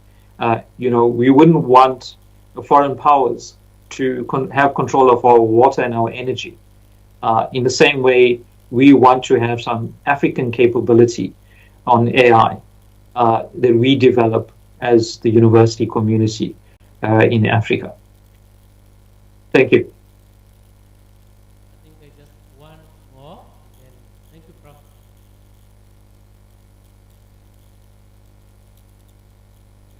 Thank you very much.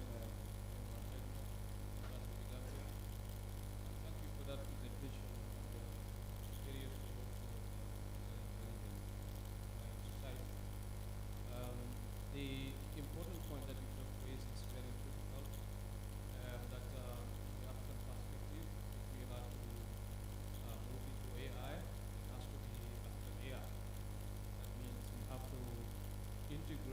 AI to fit African reality.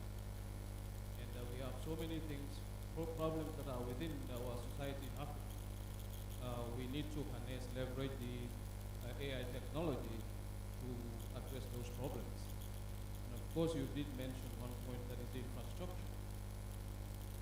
We need to have sovereignty on AI sovereignty in Africa, in the sense that if we want to be dependent on current technology, the reality is we will continue to depend on those perspectives. So my suggestion is for African infrastructure to be in place, and then we tailor AI applications to African culture and African problems with an African solution. In that way, AI sovereignty will definitely be allowed. Thank you. Thank you. I think it couldn't have been said better. I fully agree, and this is the thing that I'm most passionate about. So when we talk about ethics, we talk about fairness, and then we move towards inequality. If we do not create this skill and capability to produce African AI as universities, because we actually start setting curriculum and teaching and postgrads that's going to have an impact in the next 10, 20 years as universities. What we're going to do is in 10, 20 years, we're going to be very dependent on the overseas providers, and it will absolutely cause way further inequality.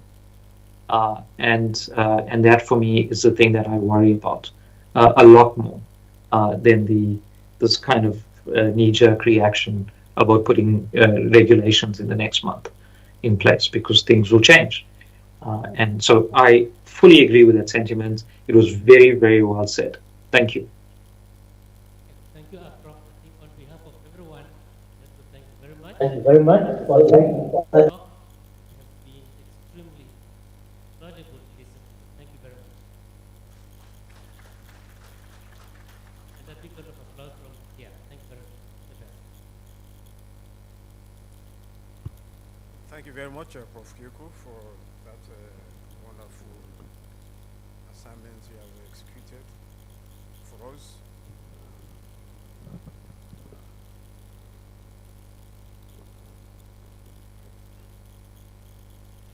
So we are now going to break into, don't worry, we are now going to break into committees.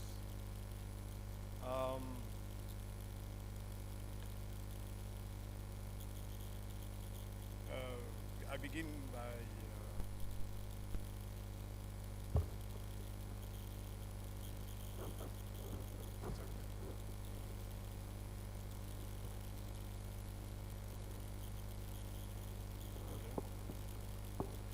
so you hold it like that. Prof. Ogun, Olabiji Ogun, please stand up and go with your people to committee room 4. Usher them to committee room 4. This is a medicine and allied health sciences and pharmacy for better societies. You are going to be with Prof. Yes, they have. The presenters know themselves already, not so? They have it. They have the program.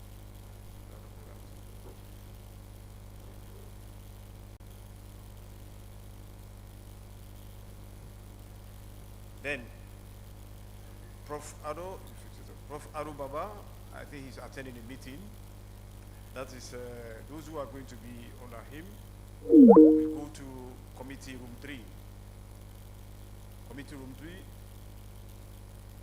Is there any good Samaritan to go with them? Mr. Sori, Ibrahim Sori Dumbuya, please go with them to, whilst waiting for Prof. Ahmed Baba, entertain them in that room whilst we wait for Professor Ado Baba to be with them. So that is technology, the pure and applied sciences for better societies, 1. And the same thematic axis, technology, the pure and applied sciences for better societies, 2. Go to room 2 under the chairmanship of Professor Learnmore Kambizi. Professor Kambizi,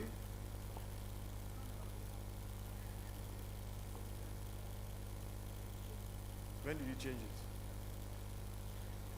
When did you change it? That was the one we were reading.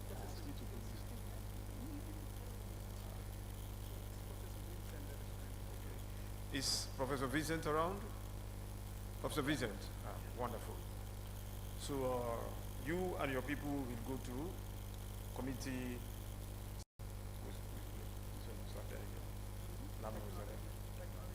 Yeah. Committee room 2, technology, the pure and applied sciences. That's the second room for them.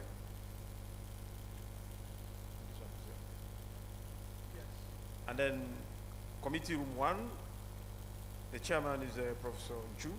Is he around? Yeah, around. So please, Prof. Chu, go down to committee room 1. Committee room 1. This is, and the rest of us can stay here with Professor Akon. Professor Akon is going to be here with us. That's the humanities.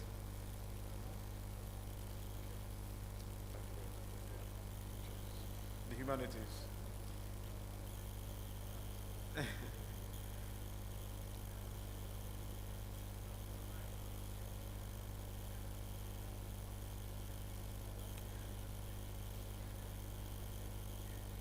We are toying with the idea of having all the online presentations done in this room. So what we have decided to do is to put all the online, schedule them for Thursday, last session, with your approval, sirs.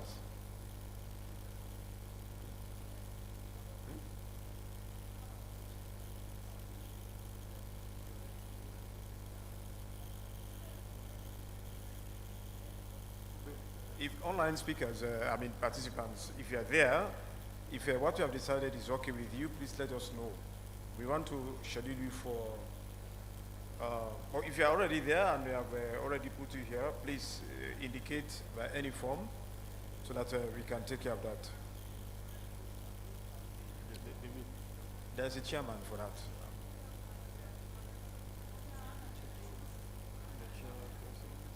We are here.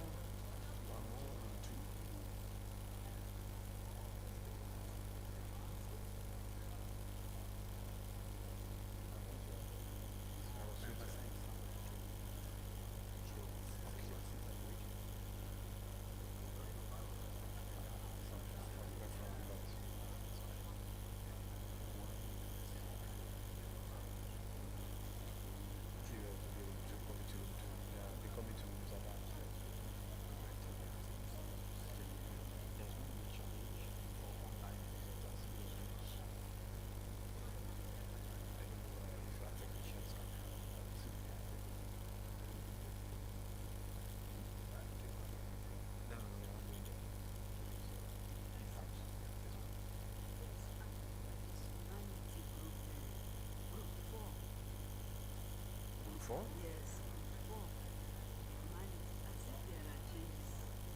No, the rooms are like this. We call them committee rooms. Okay. I was expecting we have more. Okay, this is ours. Yes. Some of us will stay here. Okay. Okay, so we should be here. Thank you for giving us.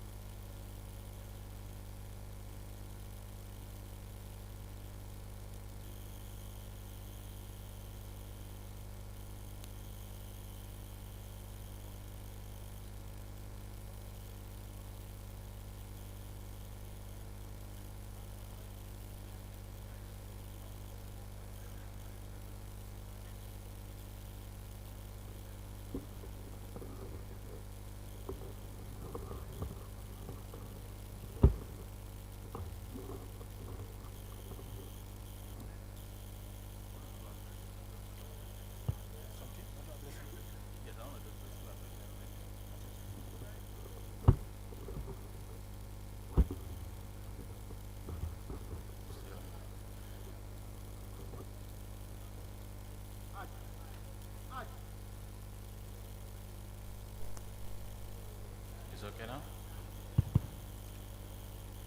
Good afternoon, all.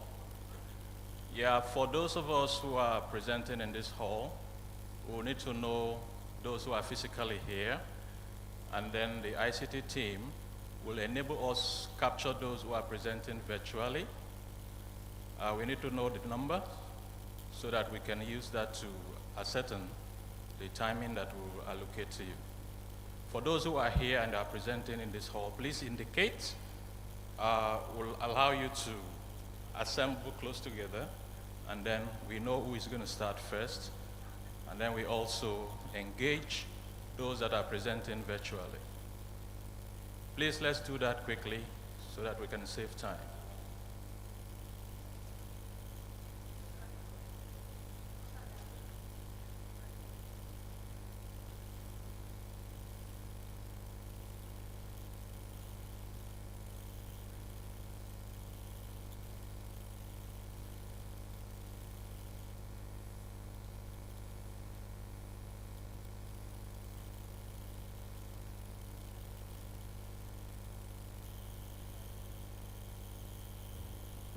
Yes, for this session here, we have ID 309.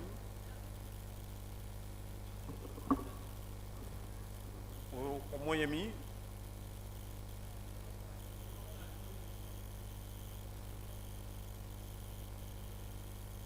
Omoyemi Temitope Onawole. That's the first one. The second one is ID 316. This Abraham Jammeh from Ghana, they are not here. Peace Lalu Telu Vasa, not here.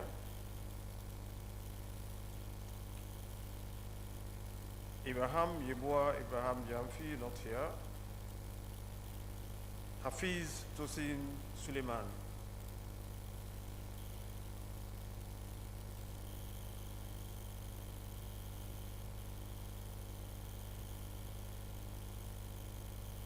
I don't think they even came.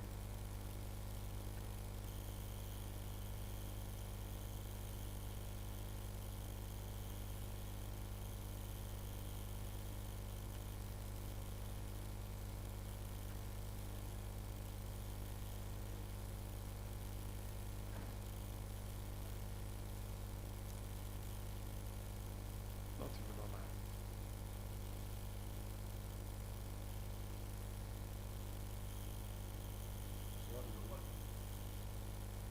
Nobody. Maybe they've gone to the other room because there's another session of humanities here. So. Let me call the. Well, I just called those who are supposed to be in this hall. Well, let me call. We should find out. Is there anybody in the room who is presenting the paper? That's what I wanted. What of Answer to Madam's question. Who is presenting? Is there anybody here That's who the is question I presenting the asked paper? initially. You are. And you two. You are together. And let's identify your paper so we can start. Which paper are you presenting? Is it this session? Yes, it's under humanities. See. Okay, so there is somebody here. Is there another one?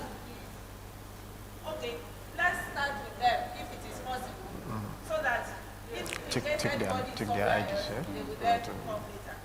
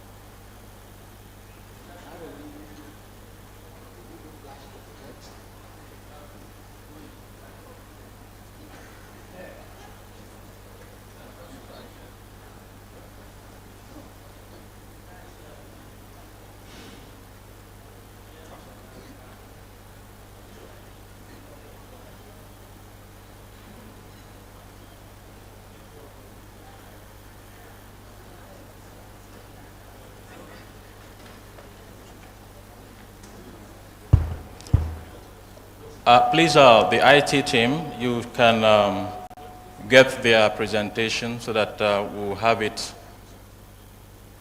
among those to be projected.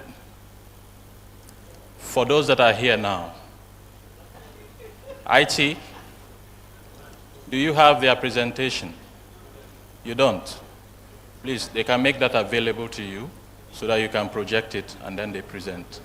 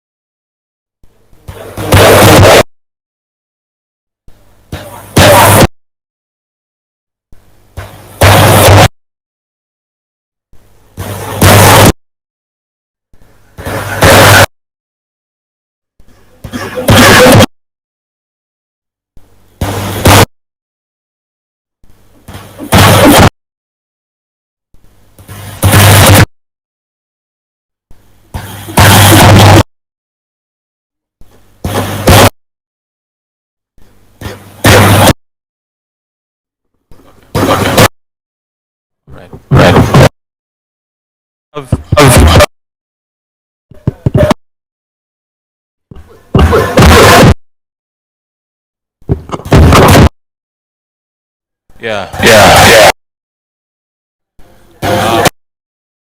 The presentation.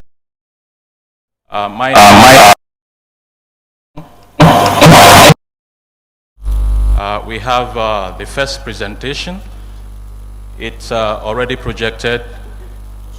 It's going to be taken by Professor Mwele Obasi and Esther Aristides Ama. And they'll be presenting on the topic, an appraisal of the International Criminal Court's dispensation of justice against acts of genocide. Now, since they are the first to present, the time allowed for their presentation is 10 minutes. Afterwards, we engage them in the next 5 minutes. I'm sure that is okay with every one of us.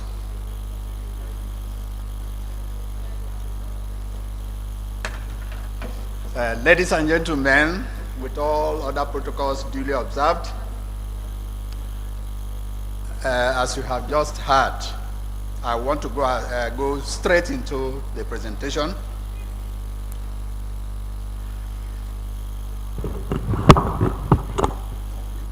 Yes, go to the title again, please. Dispensation of Justice Against Acts of Genocide, an appraisal of the International Criminal Court. We are very conversant, I suppose, with the trend of events today all over the world. Because of what we have, war, conflicts everywhere, both in Africa, Europe, Asia, Middle East, and so on. And the question is, how do we treat people who are affected by acts of omission or commission during wars? And how does the International Criminal Court handle issues relating to effects of war? That is why we decided to put this topic together. Next slide. Genocide, as one of the gravest crimes in international law, is more of our concern. And then how do we partake in seeing that this crime is handled properly, to be able to see the solutions that are needed. The International Criminal Court that is established under the Rome Statute is something that calls for reflection. Are the things that prompted the people who made this law to make it relevant in our existence today and the way we handle the effects of war? When we consider the purpose, how does the ICC, that is the International Criminal Court, effectively pursues the genocide? That is another issue for concern. Recently, we have had the way that the International Criminal Court issued warrant arrests and the implementation process and all the complications that are involved. Next slide.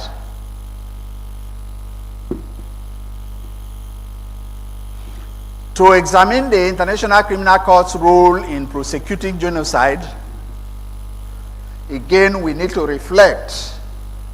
There are many, different issues that arise when we want to consider the role of the International Criminal Court. Do they handle such problems properly, effectively? Are they concerned with the remote cause, the immediate cause? Do they also know how to harness, how to evaluate, how to examine what is the remote cause? Do they consider them under rational or irrational process of thinking and processing resolutions? Do they also consider issues that has to do with the principles of whether you are treating a case under prevention of war or crisis, or management of that crisis, or resolution of that crisis? The other one is, how do they analyze the reparation issues that has to do with victims? And during that process, the evaluation of challenges comes, which has to do with evidence, with state cooperation. When we mean state cooperation, that is the International Criminal Court, we know, has to do with member states, but do they cooperate with the resolutions of the International Criminal Court? And if they don't cooperate, what are the actions that are taken by those who are concerned? The other issue is when we propose, or when they propose reforms, or when people who are concerned propose reforms, under what principles or mechanism do they propose it? Do they still look into the issues that has to do with local justice mechanisms? Next slide. The other one, this one now, has to do with victims' participation. Articles 68 to 75 of the Rome Statute deals more on how do we handle people who are affected, especially those who are unjustifiably affected in the issues of participation, and then especially on the handling the issues of reparation. Then we can consider the issue that has to do with the case relating to prosecutor versus Katanga. All also has to do with Articles 68 and to 75. Challenges that are associated when we come to limited resources, and then reparations delays. Next slide. Article 75, Rome Statute, talks more on restitution, compensation, rehabilitation. We'll see this also on prosecutor versus Thomas Lubanga Dilo. We'll see this also on trust fund for victim supports implementation. Next slide. On methodology, doctrinal analysis of treaties, of statutes, and cases are the areas that are very relevant for us to see how reparations issues are taken, how the process with which, or methodology with which the International Criminal Court relies more on.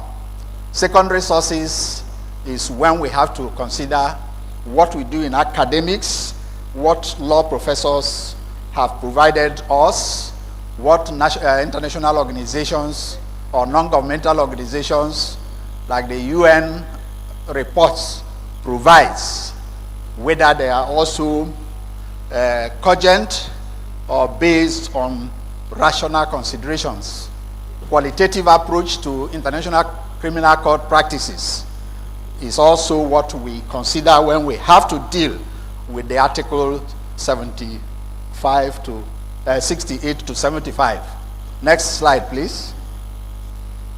Conceptual framework deals more on genocide definition, which in Article 2 of the Genocide Convention Act 6, Rome Statute. And then when we come to consider the aspect of how does the justice system and what type of justice is to be administered, and when we begin to, and then we begin to think about retributive versus restorative models. And then finally we will deal on the mandate balances, both in dimensions as provided for the International Criminal Court. Next slide. The scope of the ICC includes jurisdiction, and then jurisdiction concerns more of genocide, the crimes against humanity, where we begin to talk about humanitarian issues, war crimes, aggression, and so on. Then complementary or complementarity principle, Act 1 is found in Act 1 of the Rome Statute, and then it provides limits which has to do with political pressure, state non-cooperation, and other issues relating to implementation and non-implementation problems. Next slide. Charters and conventions. Many conventions, apart from the Rome Statute, we have Genocide Convention 1948, the Rome Statute 1998, UN Basic Principles on Right to Remedy 2005, Security Council referrals, for example, the one that has to do with Darfur. All these things are areas where people who are concerned with genocide, with wars, with non-conformity of nations to the war or laws governing the practice and the management of wars can be found. Next slide. Causes of war and vengeance. We may not be having the time now to discuss more on the causes of war, but the common ones we all know now is the conflicts arising from issues that has to do with territorial control, struggle for who owns the land, and so on. And then the other issues that has to relate with who is the strongest of the elephants when fight ensues. And so we have the genocide linked to war, which comes from instability. Examples is that of Rwanda 1994, Srebrenica 1995, justice as deterrence and prevention of cycles of revenge. Next slide. Legal frameworks for reparations can be found on Article 75 Rome Statute, Rule 97 International Criminal Court. Cases can also be related to that of Lubanga and Katanga. And then on the challenges aspect, we can see asset recovery, weak state cooperation as main factors. Next slide. Integrating International Criminal Court and local justice. Main issue has to do with principle of complementary or complementarity, and then hybrid models, as we see in Gakaka, which is also of a Rwanda case, special court for Sierra Leone, holistic justice, dealing with combining international and local efforts on the issues that has to do with the resolution of conflicts. Go ahead. Next slide, please. Evidence gathering. This is one of the issues that forestalls proper harnessing of mechanisms that can help in resolving conflicts, not to resort to war. Providing genocidal intent is difficult. Then sources is that witnesses are not reliable. Then forensic efforts sometimes is difficult. The NGOs, the UN reports, most of the time are not validated. Some of them are distorted and they don't produce the desired result. It brings the challenges that revolve around intimidation and then access to restrictions. Yes, next slide please. State cooperation can be found on these items as well. I've mentioned them again. Failure to arrest Omar al-Bashir is one of them, and then depending on the political will of states. Next slide. Balancing justice approaches. That is when the courts are able or not able to handle issues of retributive justice, restorative justice, and balance needed for peace and reconciliation. Next slide. Judicial maturity of ICC, developing jurisprudence on victim participation, refining genocide definitions and legitimacy tied to neutrality and state support. Next slide. Conclusion. In conclusion, we recommend that there should be landmark institution in genocide accountability set by the ICC under prudential justice system, and successes has to be put in place for victims' rights, jurisprudence on reparation. Challenges should be made more convenient by enforcement, cooperation, evidence. Recommendations we make recommendation on strengthening enforcement, integrating local justice system. Next, please. Thank you very much. I think this is the end.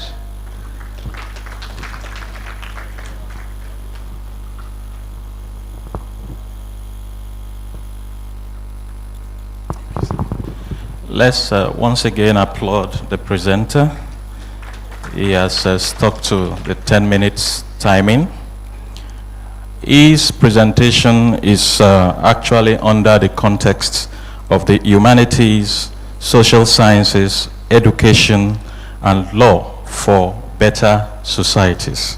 I'm sure for those of us who have some understanding in what he has presented in the field of law, jurisprudence, and such practices, you probably have one or two questions, suggestions, so that it will move what he has presented to actually situate itself as law for better societies. So I'll throw the floor open right now. For those who have questions, you can indicate.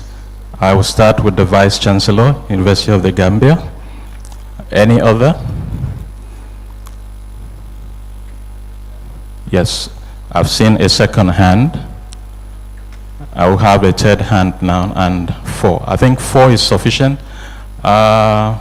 It's a topical issue, so the hands are many. I have 5. So we'll begin with the Vice Chancellor, University of the Gambia.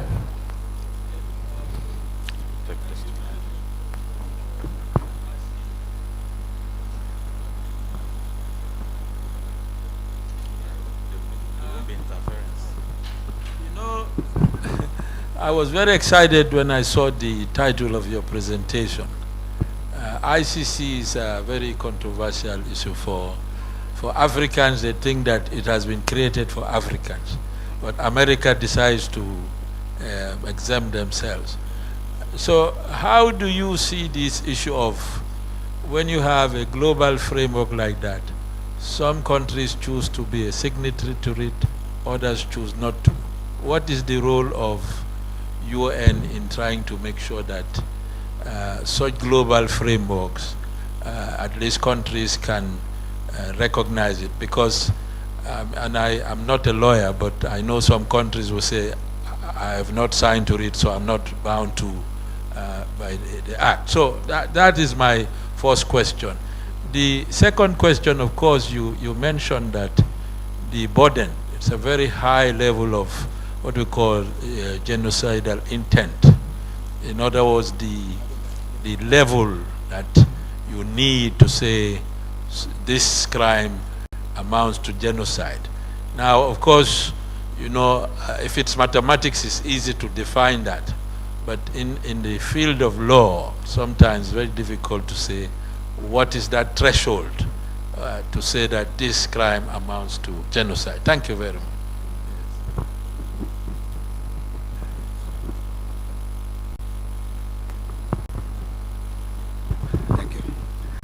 Thank you, sir. VC, sir, the first one, I take the first one. The first one is that you want us to know what is the problem with states not abiding by the principles of the International Criminal Court. And I think the reason is that it is more political than we understand. So it is coming under the threshold of the more you look, the less you see. And this came as a result of the people, the players, the key officers of policy making in the first law set at the international level of first court, the one we call ICJ, International Court of Justice, which is supposed to see about what is the justice system that suits everybody that comes under the umbrella of membership of a particular policy. Politically, because some people felt that they want to see themselves as isolated from others or as lords for others, so we now, instead of concretizing that particular court, the International Court of Justice, which can handle cases, and which, if all the members that falls within that, the 194 or 98 countries abide by that principle, then everything will go easy. After the World War II, the resolution was that no country should be allowed to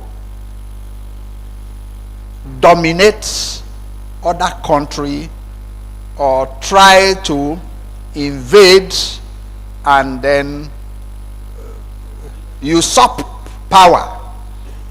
So when these things started happening, then we created the International Criminal Court. And because it was created on a political platform, you see, it's just like what can happen in Africa today when the president of a country appoints the chief judge of that country. Then you see there is already a problem, because the power of the chief judge has been mortgaged to a certain degree, that he has some reservation as to how he can handle state problems, issues that has to do between the state and an organization or an individual. So that is what is actually happening. Some people think that, oh, they took this decision without consideration to us and our own problem, so we don't want to ratify that particular decision, and so we will leave it at the vacuum level, where if there is any problem, then we come to say, oh, there is a lacuna, as you will see in law. We have something where we can use to defend ourselves, that we are not a party to it, and so we can't abide by it. Then secondly, the issue of the second part has to do with the threshold. Yes, the threshold of come again. Yes, genocide. Yes, when we are now talking about what is genocide, I want to talk about the ordinary thing. That's why we mentioned in a particular slide, we mentioned the issue of having to deal with three issues: prevention of conflict, management of conflict, conflict control, and so on. So some people misunderstand the difference between this. And so the issue is that, like, if two communities now have a problem and then they could not resolve it at the conflict level, and it comes to a crisis and war, then what will you call genocide if war has come up and some people want to assert their own power to defeat or to be the power that should be in that war? So there are so many things you have to consider before you call whether it is a genocide or ethnic cleansing or whatever. So that is why there is complications. Thank you. Okay. Thank you. It's understood. Okay. Thank you. We can continue the conversation with this. Okay. We have several other persons who indicated questions. I think we'll take them.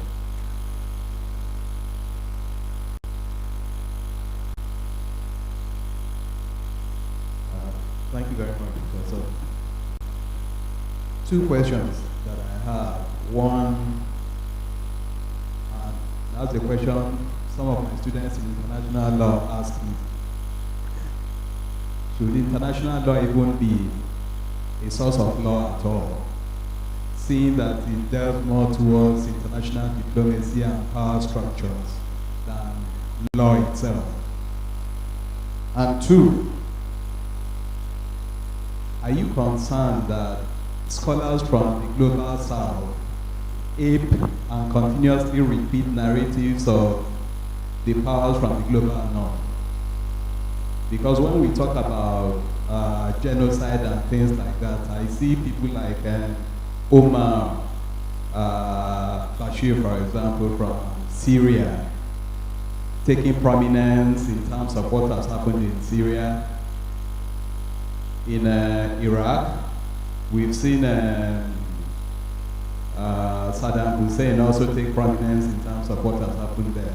And I'm concerned that we continue to ape exactly what the global north power structures and scholars are saying.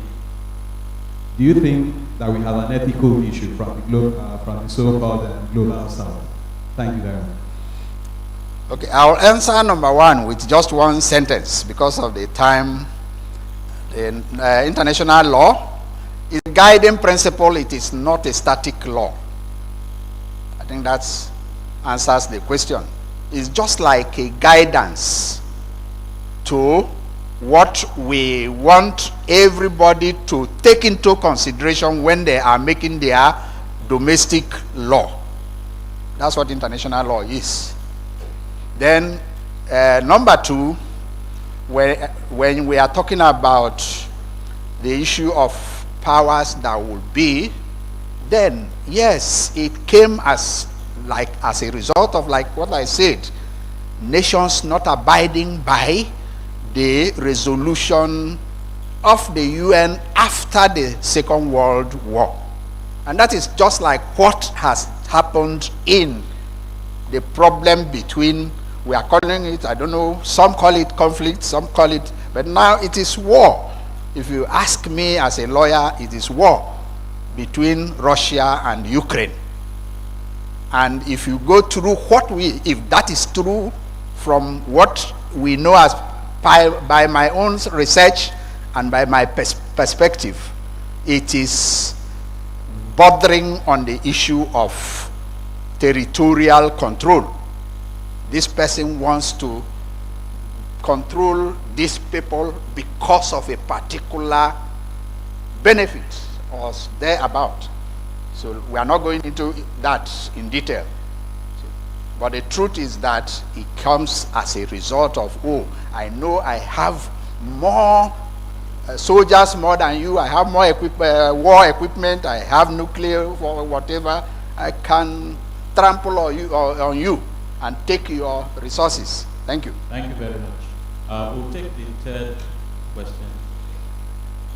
Okay, thank you very much for that presentation. And the question I want to bring here is, of course, international law has quite issues around it, like what our professor just mentioned. For example, in Africa here, when we talk about the issue of genocide, the issue of war crime, and the ICC, there is controversy around it, because the perception is that quite a number of the South, the global South, are thinking that this is just designed to, which hunts them. because what applies to them is not the same thing that is applied to the North. For example, in the case of Sierra Leone and Liberia, perhaps at the time of Charles Taylor, was not perhaps not part of the ICC, but Sierra Leone was part of the ICC. But because Sierra Leone is a victim, because of that, ICC used that trend to prosecute Charles Taylor. But then again, now we are seeing the same thing in Sudan, al-Bashir, for example, being hunted. And then we are also seeing what is happening in Israel.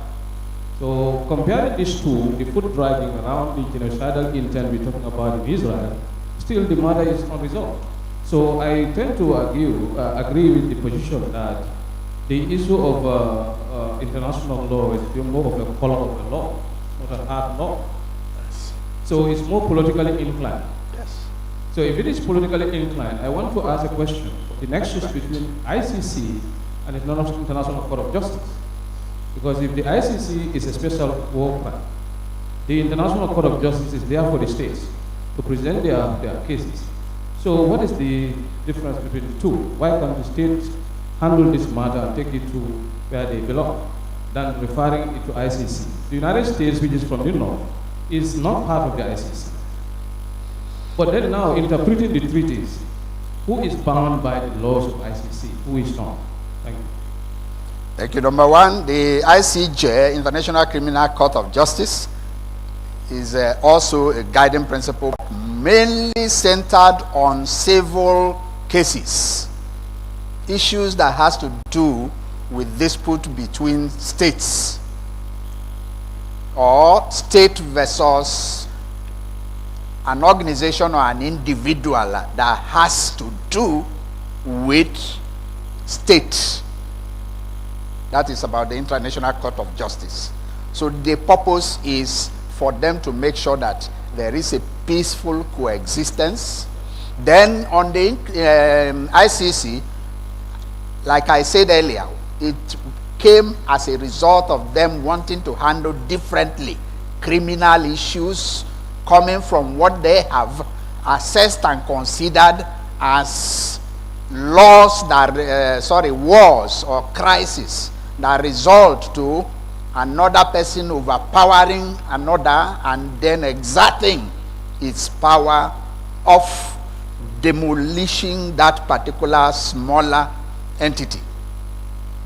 So they want a law that will make them to handle them, but they were not able to get the mechanism in place because some of those nations already leveraged on the fact that they were able to develop and have war instruments of war that they can still use to withstand. In the case of Africa, for example, our problem is the problem of Africa is African problem. It's not the International Criminal Court. It is not the International Court of Justice. It is not America. It is not China. China and America, for me, what I have seen, and I say as a lawyer, is that they are doing business, including creating problems for nations, especially in Africa, where they know that once they find out that there is one powerful mineral resources in a place, they come and create problems so that you and your brother will fight. They will come and support that your brother who has mineral, and then you use your mineral to pay them, and they support you. They supply you with weapons. That's the problem. Thank you. Just a point. I think that's very clear. That's very clear. So the point is the issue of like the point you just mentioned. We know very well that whether it's going to be, we need a global system of justice over.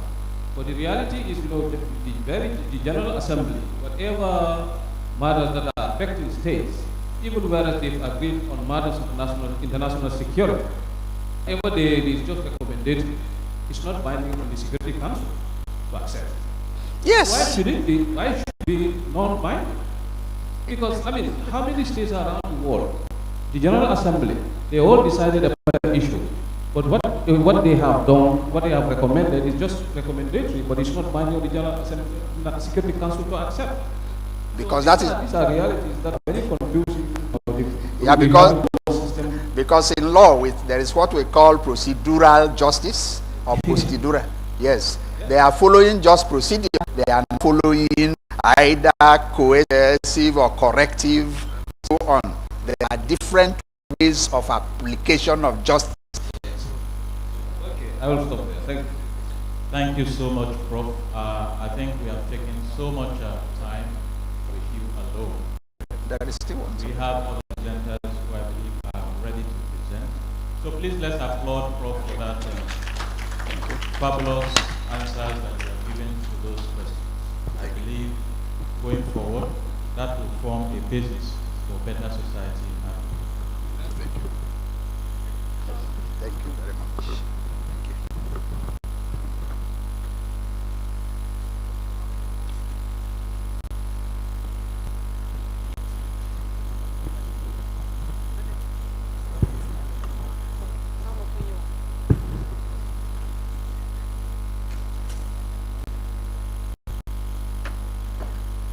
Do you have your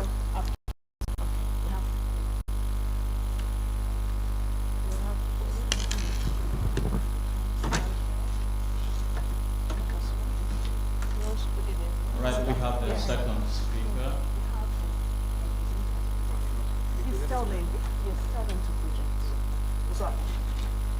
What's the name of the file? Let me academic.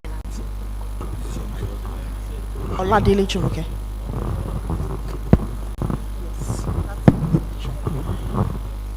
Good day all. My name is Jumoke Oladele. My presentation is titled Academic Financing in Higher Education in Nigeria. I'm from the Beta by Far University, University of Ilorin. As a way of introduction, please can you roll my slides? Technical, with respect to higher education. In Nigeria, we have financial limitations, which makes it difficult to ensure the primary goal of the university, that's producing human capital and promoting national growth. Please, you can just click next. How I wish I had a pointer. All right, so this study explores academic financing and its implication on higher education in Nigeria. The major problem is that the fact that the Nigerian higher education receives about 7% in the national budget, which is far below the UNESCO's recommendation of 15 to 20%. Of course, this creates a significant gap between funding needs and actual provision. Many studies focus on theoretical funding models. However, just a fraction of these studies are able to translate these strategies into effective, sustainable practice for real-world implementation. As such, please, you can move. There is an urgent need created whereby students face financial obstacles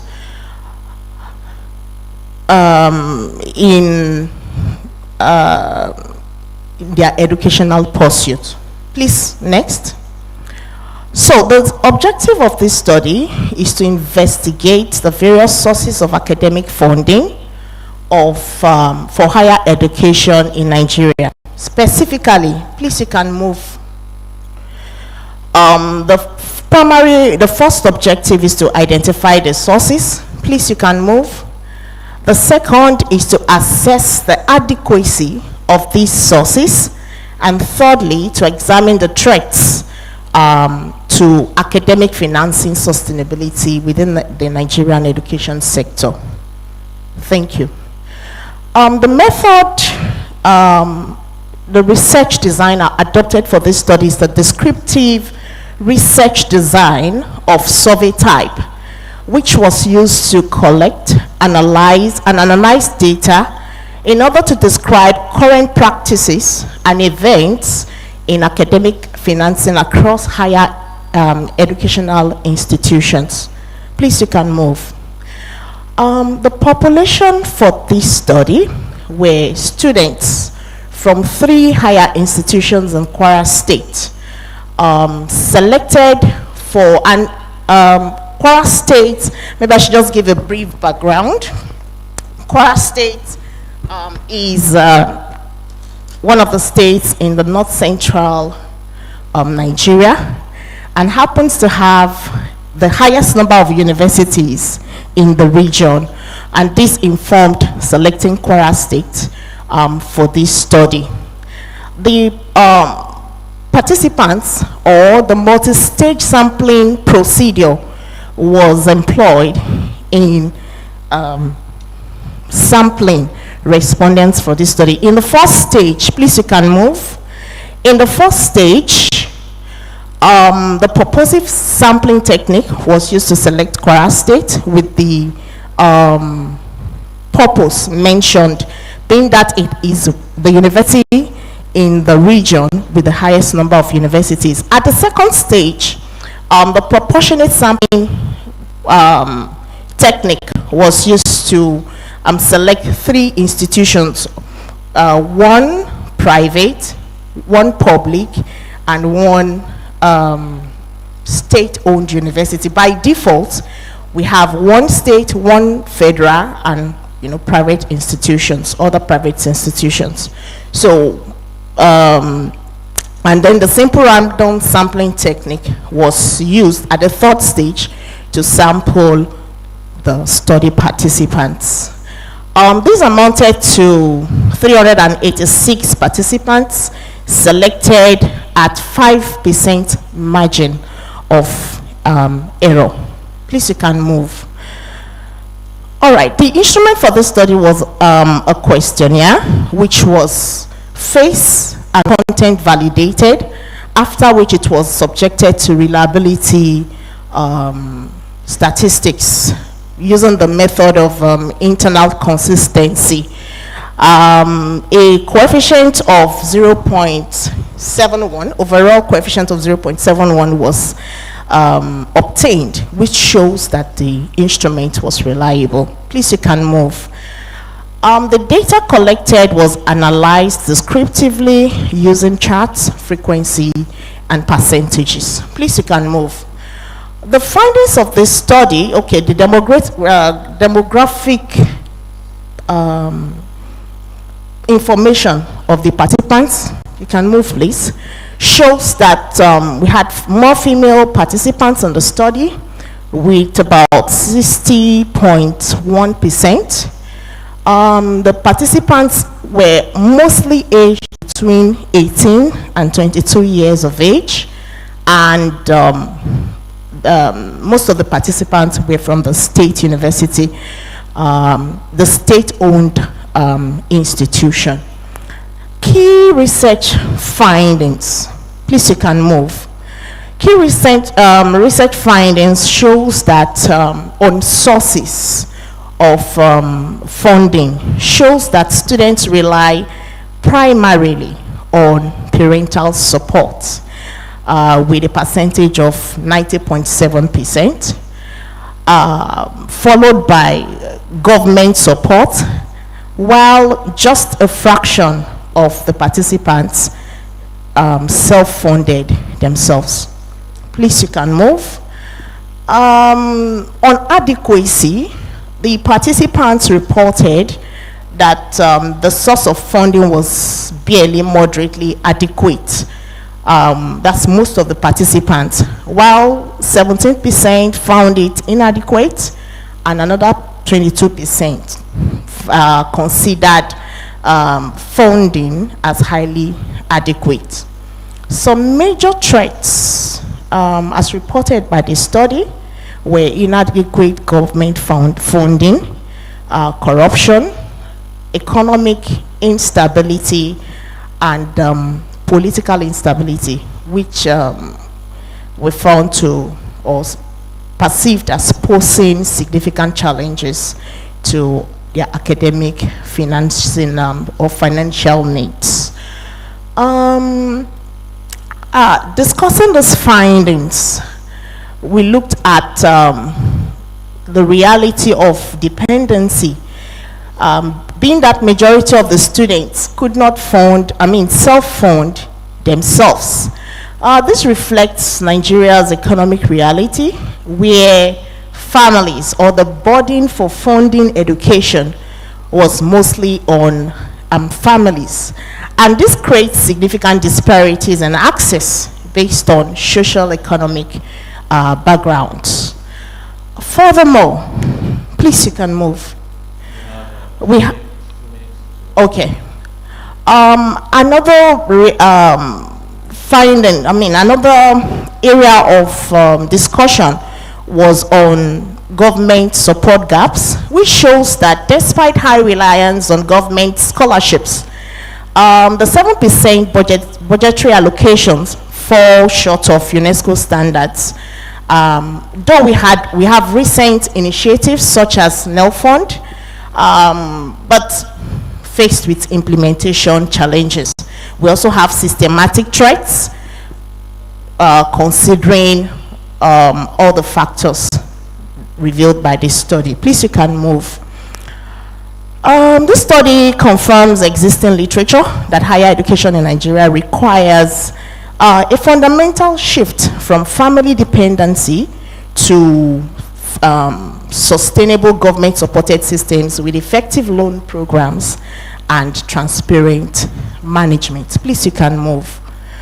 In conclusion, the study revealed that Nigerian students are heavily dependent on external support, with majority unable to self-fund their education. This dependency, combined with inadequate government funding and systematic challenges, creates significant barriers to educational access and quality. Here are some recommendations. You can just roll the recommendations. Some of them are enhanced funding, public-private partnership. Please, you can move. Skills development and targeted support. Please, you can move. The references, here are some of the references for this study, but the full list is in the research paper with over 40 scholarly documentations of the consulted literature for this study. I would like to, please, you can move.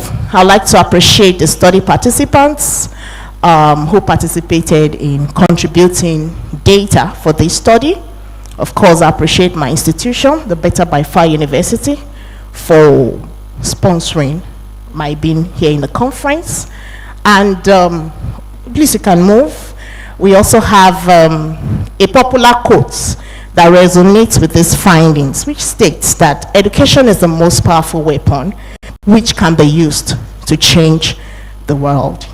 Thank you for listening. Thank you very much, for that presentation. Let's applaud that again. As a standing rule, we have 5 minutes, I believe, not extending that, for questions and maybe suggestions. We begin again from the Vice Chancellor.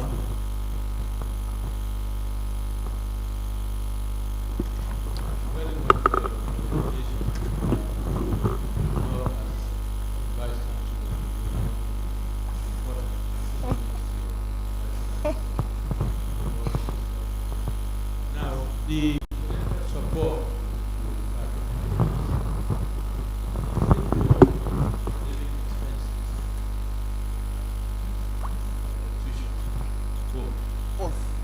both. Yes. Now, your study here, aware that Nigeria has introduced student loan scheme, whether it's voluntary or mandatory, I'm not sure. But it would appear as if that. Did you find anything with regard to students being able to access student loan? That's what I want. Can I answer the question? Okay. Thank you, Prof. Yes, according to the findings, you have about 22.1% who had access to government loan. And this, yes, is a loan. The NEL fund is a loan. And this was a pilot study though. The follow-up study is ongoing. However, some of the reports, the qualitative insights, some of the students, we had to ask them, there's a funding here for you, why are you not accessing it? But some of them have fears accessing it because of the repayment. So it is not just funding, it is a loan that has a repayment plan. And so that makes some students reluctant to access it, even though it is currently available. However, I didn't report it in the study because that is the follow-up data that is coming in, with the full study. All right. Any other question? Nobody? Anybody? Audience where we don't have other questions we'll have. Okay. The Vice Chancellor wants to really get a lot from you.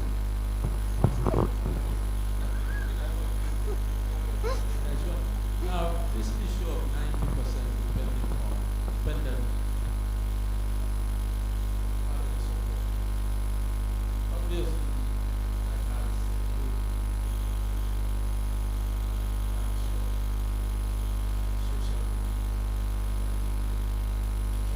yes.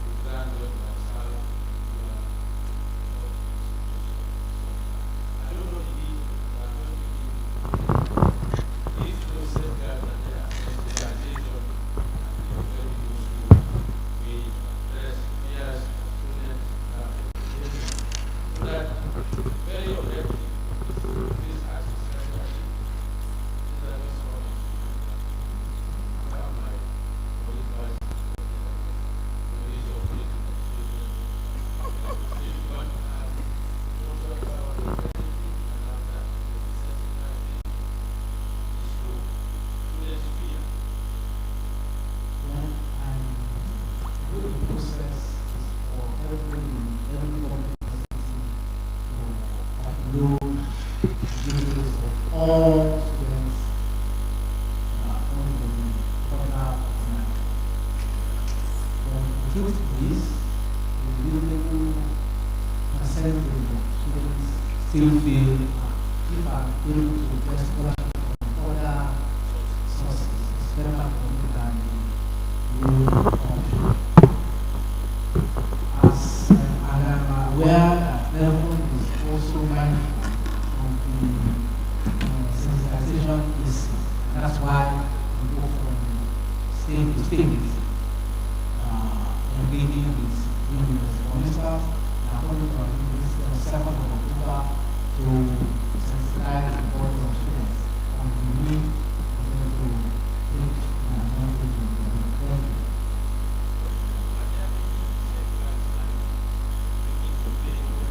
Oh yes, when you employ, if you are not employed and are not in staff, yes, you are not supposed to.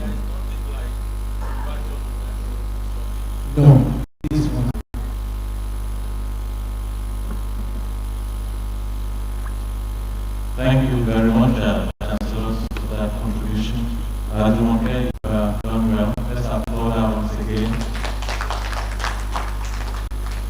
I will ask if we still have anyone ready to present. You can get on stage or try.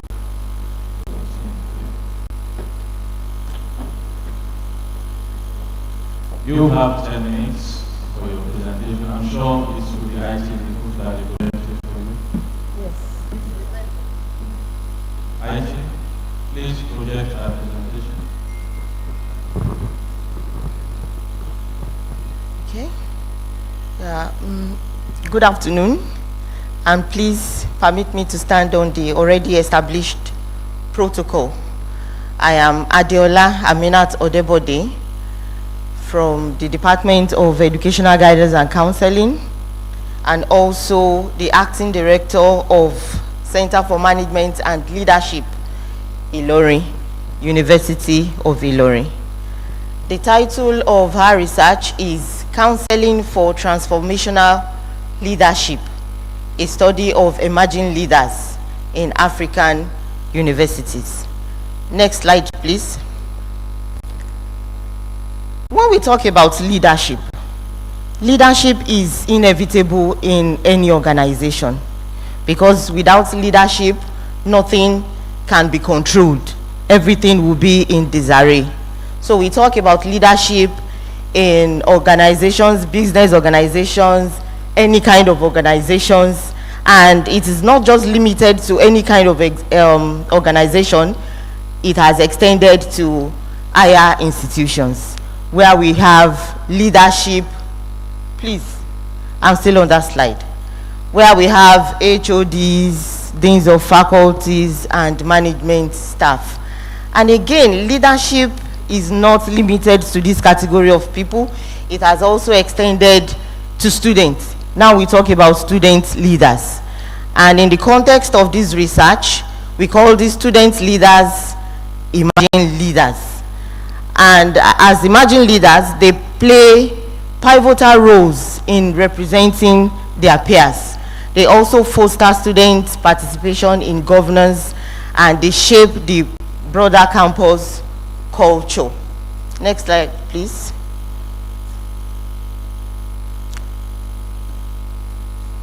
We cannot be talking about ordinary leadership, because things are changing. The world is evolving. So we are talking about transformational leadership. And this helps to emphasize vision, inspiration, individualized consideration, and the ability to motivate others towards collective goals.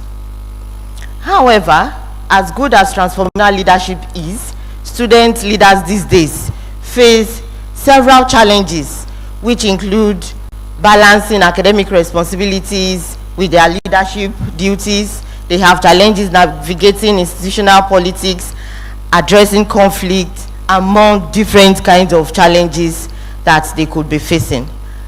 Next slide. Now we have counseling that has come up as a crucial support system that can help equip individuals with psychosocial skills that are necessary for effective leadership. We have several counseling interventions, such as guidance on interpersonal management, time management, leadership training, stress management, emotional intelligence, and the likes. One of the challenges we have, next slide please. One of the challenges that we have is that they fail to assess counseling. They fail to assess these services. So the problems they face is enormous. And this is why this study is sought to address the limited understanding of how counseling intervention can help foster transformational leadership among student leaders. By addressing this gap, we believe that it will help in building a new generation of visionary and responsible leaders in our community. Next slide.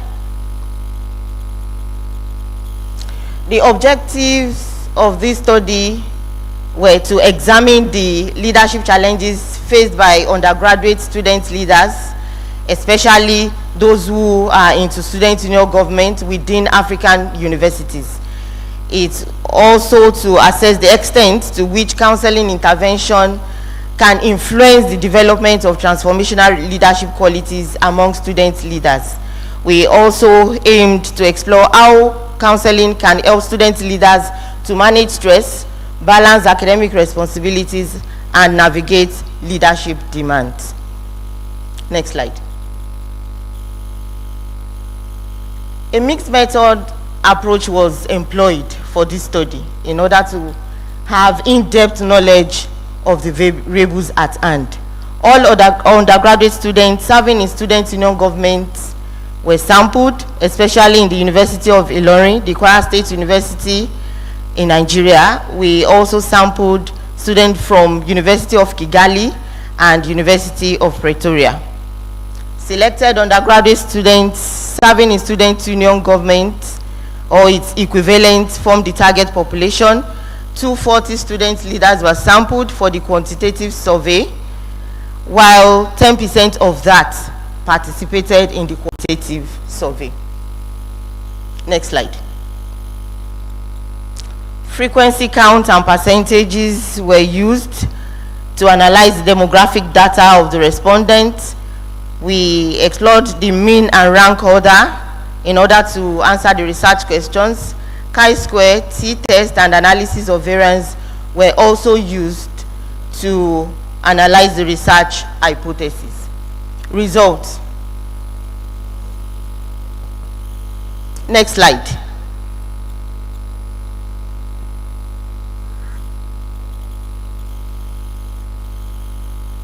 From the quantitative findings, it showed that analysis of the survey we administered 240 questionnaire forms. However, we were able to get 230 well-filled questionnaire forms. So our analysis was based on 230 student leaders' responses, and we have the following results. 78% of the participants expressed that they have challenges balancing academics with leadership duties. 65% reported that they have financial constraints in running student union activities. 62% expressed that they have conflict management among themselves, and so on and so forth. Again, when analyzing the hypothesis, the analysis showed that counseling interventions significantly predicted transformational leadership qualities. Visionary leadership was improved by 34% among those who assessed counseling.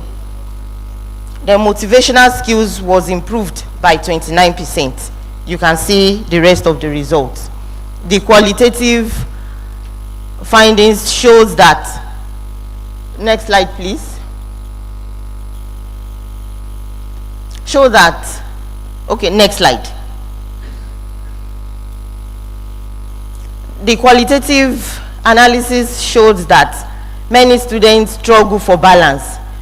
One of them stated that sometimes when he has a test, he could have a test on the same day and is expected to address student protests if need be, and without counseling, he did not think he could have survived.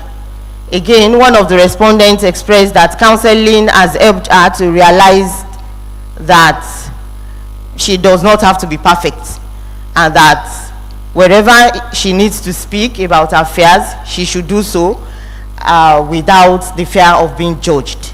We also have stress and resilience as one of the points raised by the respondents.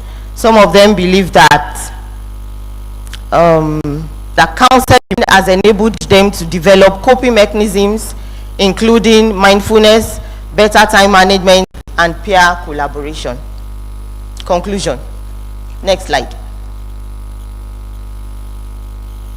The findings of this study revealed that while student leaders face substantial challenges such as role conflict, poor self-management, academic stress, and inadequate access to resources, counseling interventions have contributed significantly to the development of transformational leadership qualities such as vision, motivation, and emotional intelligence.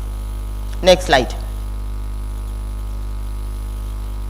We therefore recommend that the University of Ilorin and Kwara State University, Nigeria, should strengthen their guidance and counseling units to provide targeted leadership counseling for student leaders. In the same vein, the University of Kigali and University of Pretoria should integrate leadership-focused counseling into their student support systems. Student leaders should be encouraged to create peer support platforms guided by counselors where experiences and coping strategies can be shared, particularly useful in contexts such as the University of Kigali, where communal leadership traditions are strong. There should be platforms for cross-learning between Nigerian universities and their counterparts in Rwanda and South Africa. This will promote the sharing of leadership practices within African higher education. Thank you very much for your rapt attention. Thank you so much for keeping to time. As the round rule again, we have the floor open for questions. If we have any, this indicates. Thank you very much, Vice Chancellor.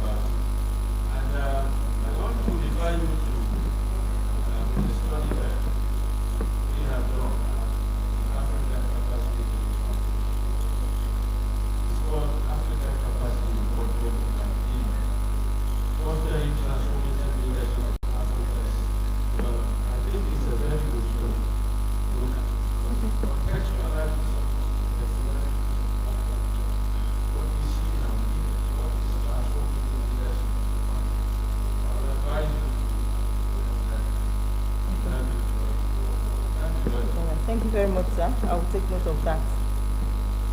Let me also join in commenting the presentation. My comment is one, if you look at the title, this and this, the areas that are not very strong. As a dispatch, also said African universities. Yes, so that's not adequately represent if for me maybe selected African universities.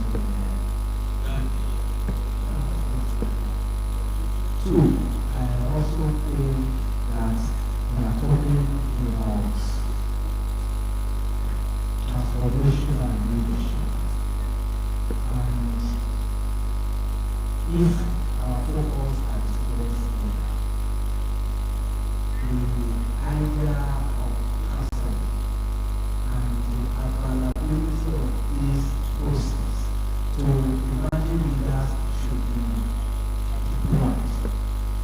is before, because 278% cannot combine leadership and study, then something is definitely somewhere. Apart from what I believe this is can do is this leadership process that we just started our students we build on it and see how we can evolve on involve counsel in their doing.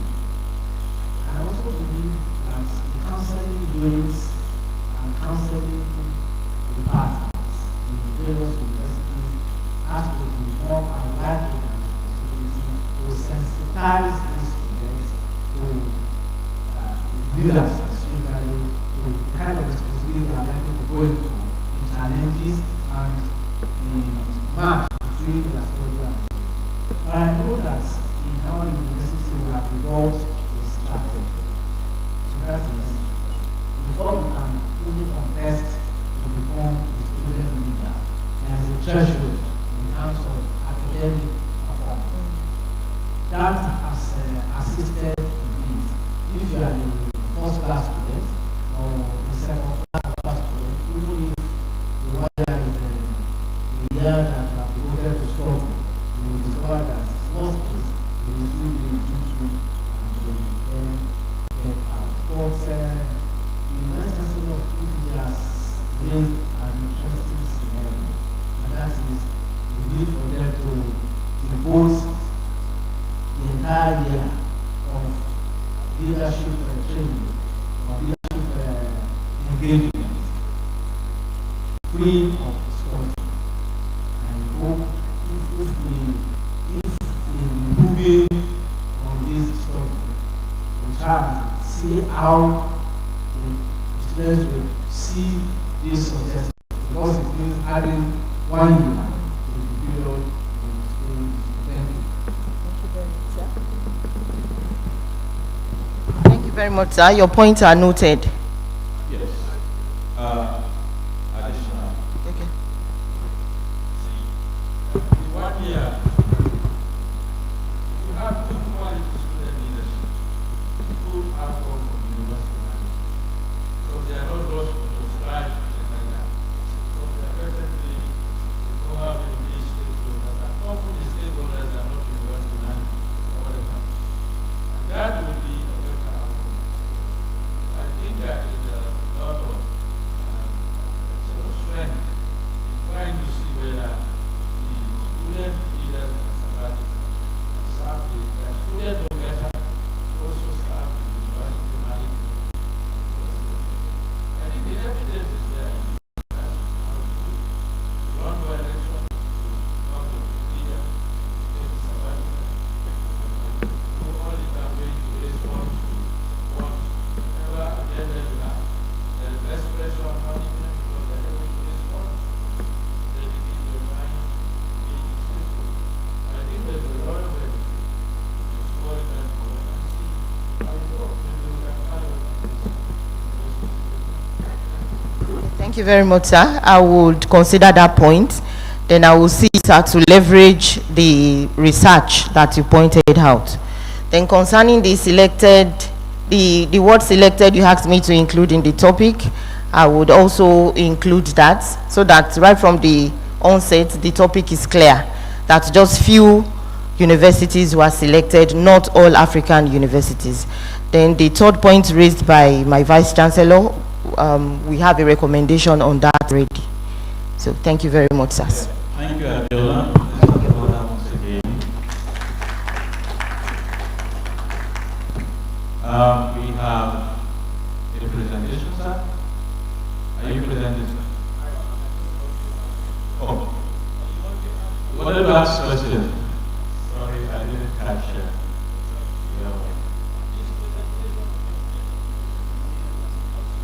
Okay. I think since we still have ample time, Adela,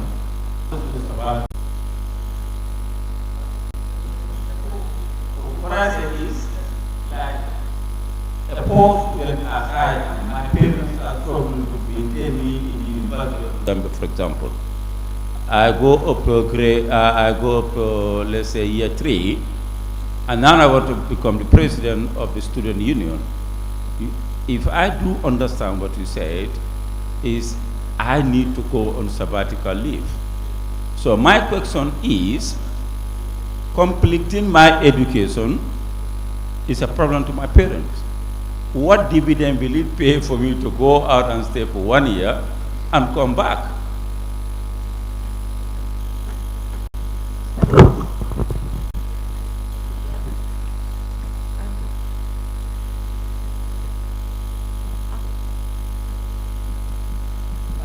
I think it's a good question, but I can assure you that there's a mechanism in place. I don't know exactly what is done, but there will be a mechanism in place.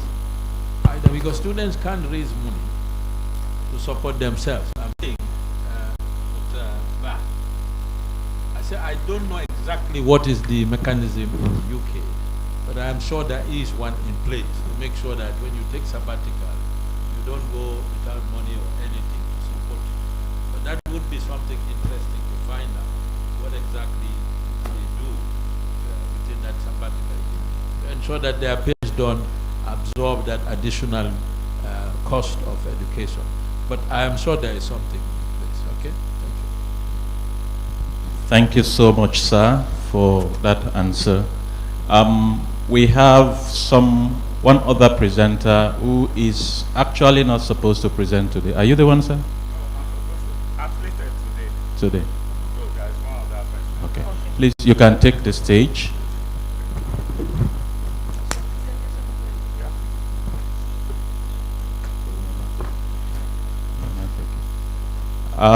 The ground rule is that you present for 10 minutes, and then questions will follow afterwards. Mr. Jammeh Yahya, please, you can commence your presentation. Okay, thank you, sir. I want to establish the system to plead to adopt the already established protocol. I'm Yahya Jammeh, PhD, from Department of Human Resource Management, University of Ilorin. The title of my presentation is Emotional Extortion as a Determinant of Academic Performance in University System. Slide, please. Introduction. Emotional exhaustion is seen as a result of obese workload. It leads to burnout in several years. It has element of human existence from time immemorial. Once an individual starts working, there is a tendency that such individual will work throughout his lifetime, according to research of WHO of 2019. According to Jammeh et al. 2022, working as a lecturer is regarded as to be a sensitive, challenging, which has resulted in a comparable high number of lecturers' agony. Next slide, please. Conceptual review, literature review. Emotional exhaustion is defined as a feeling of being drained as a result of heavy workload in the workplace. In 2021, it has posed the most serious respiratory virus threat to the employee working in the health sector during the COVID-19, and most especially in the health sector. Overworked hospitals that are faced with flow of confirmed and suspected cases at the shortage of health workers in Europe. Service quality. Quality of service is essential to performance and has been extensively recognized across numerous studies. Service quality is a concept with a distinct uniqueness which makes it stand out in a product. Unlike a product, service quality diverge as a result of inclusiveness, heterogeneity. Service quality is defined as a gauge how services are delivered and met customer anticipations. Academic performance is a concept that is unique extensively because it is closely related to the behavior of individuals carrying out duties and responsibility in a higher learning with reference to behavior, level of knowledge, contribution of effort, and external factor which is associated with educator performance in carrying out the work. Performance in educational institutions is determined throughout the productivity that will bring progress or setback to institution. Ahmad 2022. Ahmad et al. 2022. Next slide, please. The empirical. There are graphs in the literatures. Most of the study review are testing either job satisfaction, productivity, or hospitality, student or librarian. As a specific faculty or a specific faculty. Yunus et al. 2021, Allah et al. 2023, Seva and Ahmed 2023, and Oraga et al. 2022. Then the study will specifically be built on variable and the contents of the selected private university. Thus, domesticating the study remove the gap while most of the research above was conducted outside the soil of Nigeria. This will make the work unique. Next slide. Theoretical review. Several philosophical and framework will be used to examine emotional exhaustion as a determinant of academic job performance at university in Alikimo University, Ilorin, Nigeria. Popular among them is the role and conservation resource theory. The underpinning theory is the role theory, which predicts that the resources loss is the principal ingredient in the stress process. Resource gain, in turn, is deliberate as an increased importance in the context of loss. Next slide. Methodology. The study adopts a cross-sectional survey design.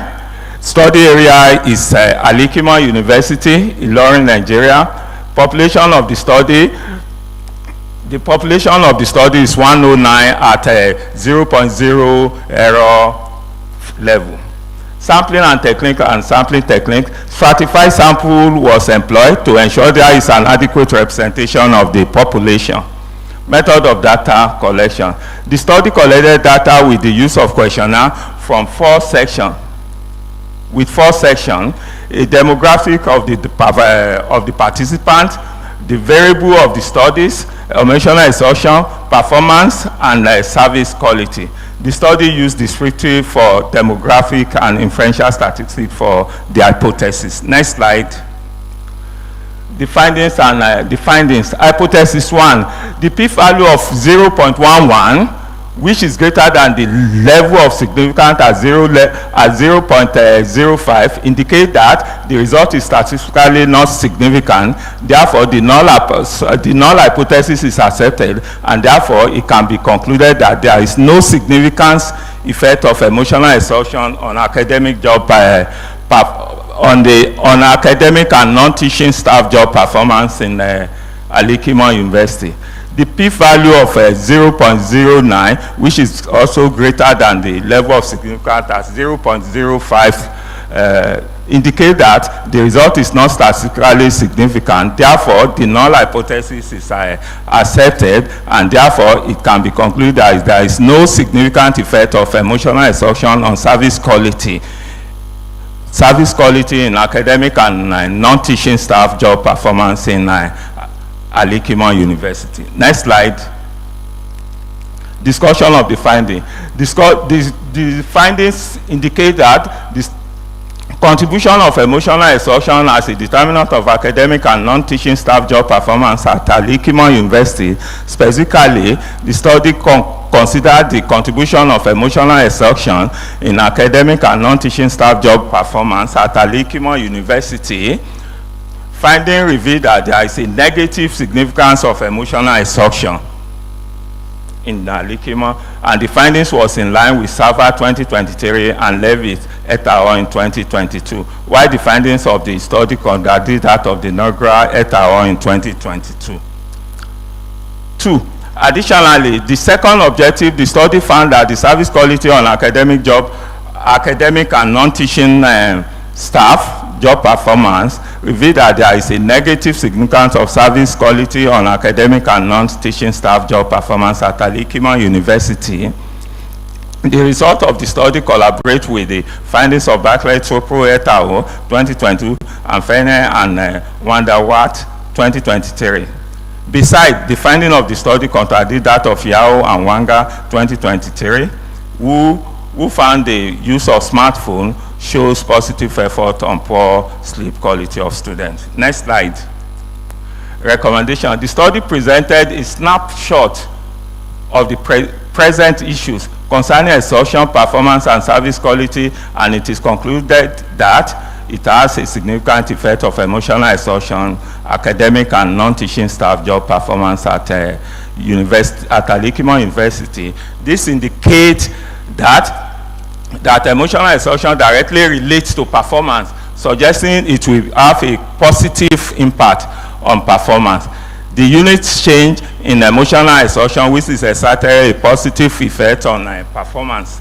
Therefore, emotional exhaustion has a significant effect on academic and non-teaching staff of Alikimo University. In view of the conclusion drawn from the findings, the study recommendations are made to enhance academic and non-teaching staff job performance at Alikimo University and other universities in Nigeria. Specifically, it recommends that universities should ensure that the work should be devoid of emotional exhaustion to enhance academic and non-teaching staff job performance in Nigeria University. Employees should be provided with relevant resources to accomplish a task with record time with less stress. Next slide. Thank you for listening. Thank you very much, Yahya, for presenting within the 10 minutes that you have been given. You have spoken on emotional exhaustion as determinants of academic staff job performance in the university system. I will add in Al-Hikma University, because I'm sure that's the context for which you have made your presentation and your findings. I will leave the floor open now for questions and suggestions.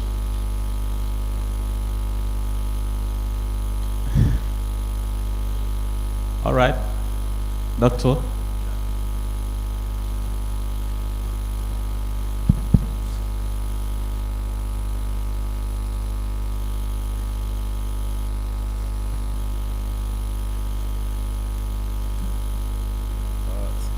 Thank you for the brilliant presentation and also the time taken.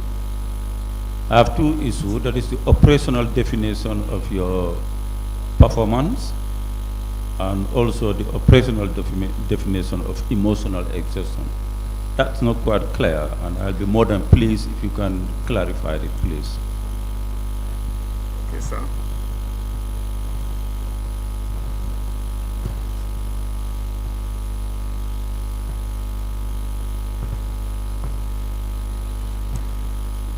The operational definition of emotional exhaustion is strictly when an employee is stressed, overworked, overlabored. It tends to feel a sense of drain and not willing to continue the work. So they are bound to make a lot of mistakes, a lot of error. And these are supported with so many scholarly written articles and journals. For academic performance or job performance, is strictly what is the outcome of the result, what is the result of your work. In terms of academic, it is measured by the number of students produced, what is their grade, and how accessible are you to the students. There are so many other scholarly written literatures on job performance, which we might not have enough time to deal with, but in the main work is done much there, sir. Thank you. Thank you very much for the presentation.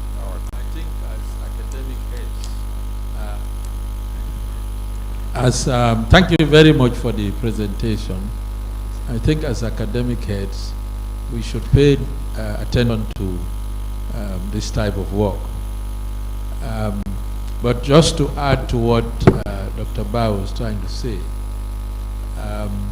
it's difficult to have clarity if the operational definition, I know you tried to say emotional exhaustion is stress or overwork or so, but how do you measure that? Because, you know, if you are presenting your work, you need to be able to say, we use this scale to measure emotional exhaustion. We ask questions based on this scale. You know, this is, I think, what he's trying to get to. So you need to tell us what sort of scale you use to assess the level of emotional exhaustion. I think you do the same for your other variables, like performance. You know, how is it measured? Is it the number of mistakes a day, or is it the number of wrong grades given to students, and so forth? This is what is meant by operationalization. So we know exactly what the assumptions are, and when we look at certain variables. Thank you. Thank you. Okay, sir. Thank you, sir.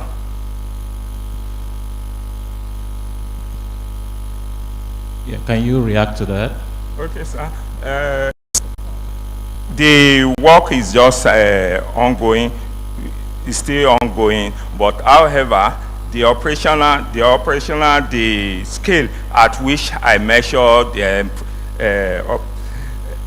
the emotional exhaustion is chorobancy, and I have about 5 different questions, among which on emotional exhaustion has to do with how many times do you work in a week, what is the stress level, how do you, when you wake up, how do you feel, do you feel to go back to that work, how do you, when you retire home, how many hours did you sleep, do you feel like working continuously?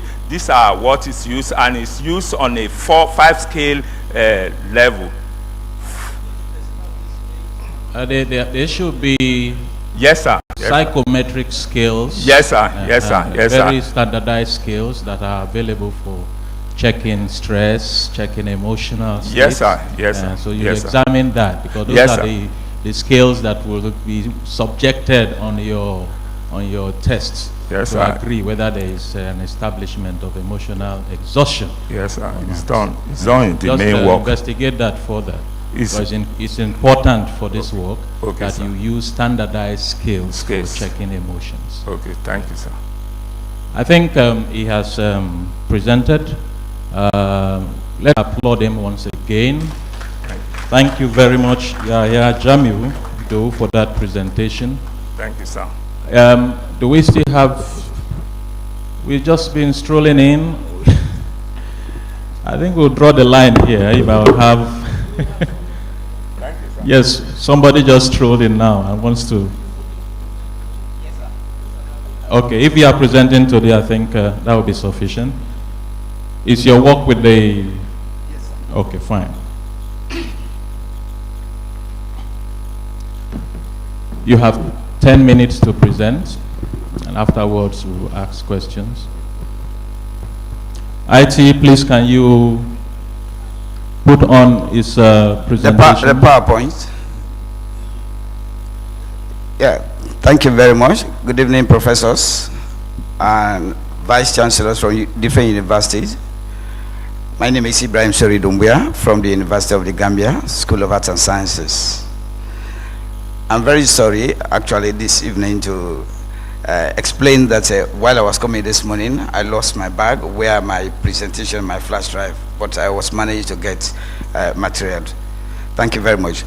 My topic is, coincidentally, look at the topic for this consortium, it's almost the same. I will summarize the topic in 3 different words. The topic talks about yesterday, today, and tomorrow. What does it mean? Celebrating achievements, what we have done, and we try to address the challenges, what we are facing today, and visioning future, that is tomorrow. Yes. Next slide. I'll give the introduction of what this topic is all about. As we can see, the continent of Africa, which we all live, we often make mention that it's one of the richest, but it's the poorest. Looking at what exactly people talk about different way in which it is very difficult to see the prospect of Africa. But yes, there are a lot of achievements that we made in looking at the landscape of Africa and how from yesterday and today and what we're going to talk about tomorrow. Next slide. We know that yes, there are a lot of achievements. One of the achievements that have been made, the continent has experienced sustainable growth over the past 20 years, especially in technology and different ways. Not only in technology, we have also seen how Africa in politics, it has also grown from, and that's the achievement, even though we know that yes, Africa, we are politically independent, yes, but financially dependent. We have grown, we have our president, we have ministers, we have this, but still we have problems in different areas. And yes, since we have achieved not only this achievement of our experiences or what we have sustained or what we have gotten, the next slide. We also know, but people often talk about actually our colonial masters, they talked about Africa is the poorest continent in the world. And they categorize us in 3 different ways: disease, poverty, and we have little but nothing to contribute. This is what exactly it remains a critical issue. According to them, about 60% of African population, we are still poor. Of course, and this is what is disturbing our brothers going to back way or any other trying to do things just to make ends meet or to make that little bread or to see a brighter future. Yeah, next slide. This is also another very important one. What's that? So this challenge, we are in the political instability. What we have in Africa, we have seen, I'm a Sierra Leonean.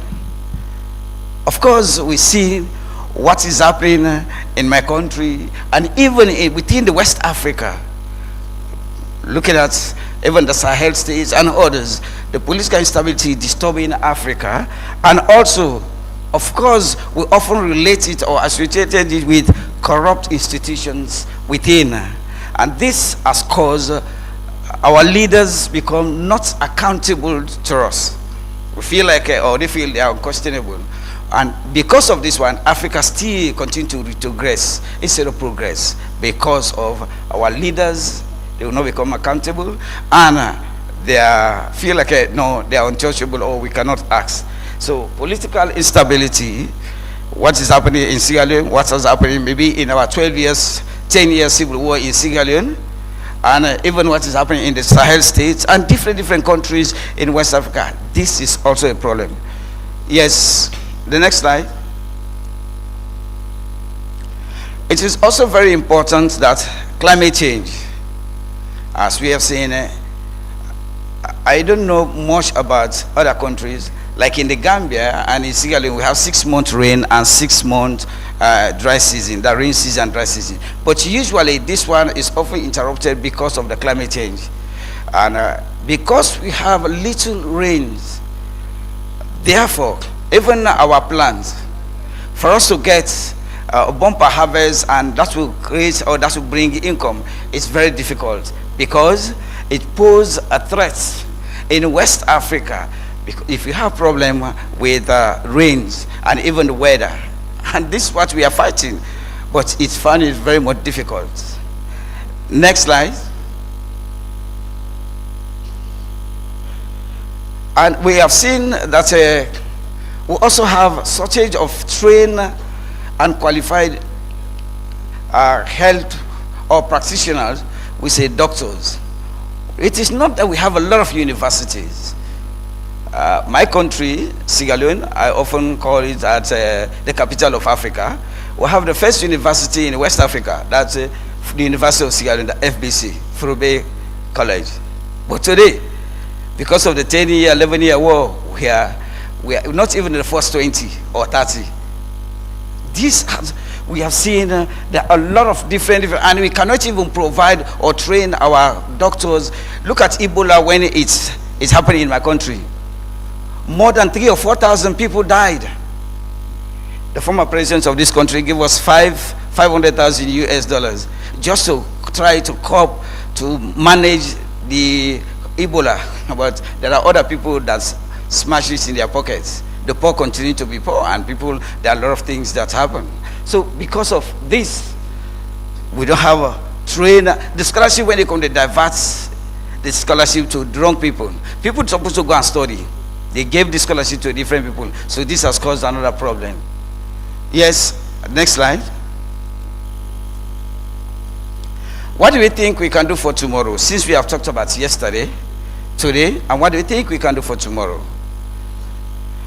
We know that for us to get the Africa that we are all looking for, these are some of the things.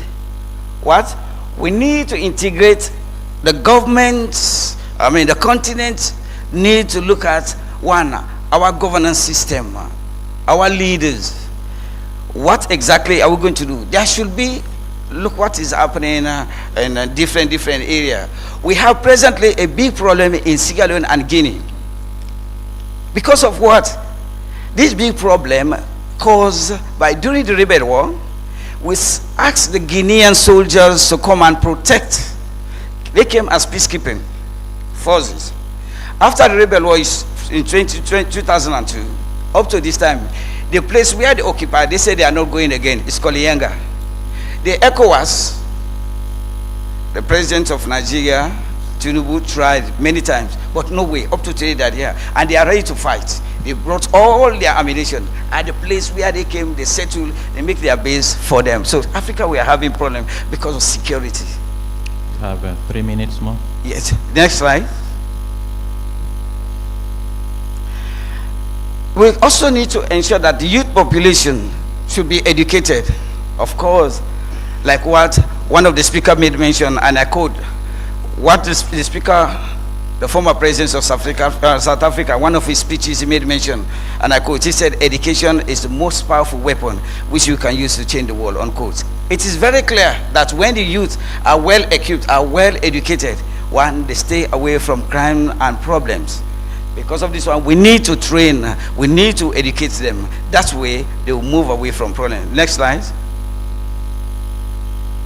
The objective of this research, this presentation, to evaluate effectiveness of current regional integration efforts, such as the African Trade Initiative, which they make about the vision they have for 2063.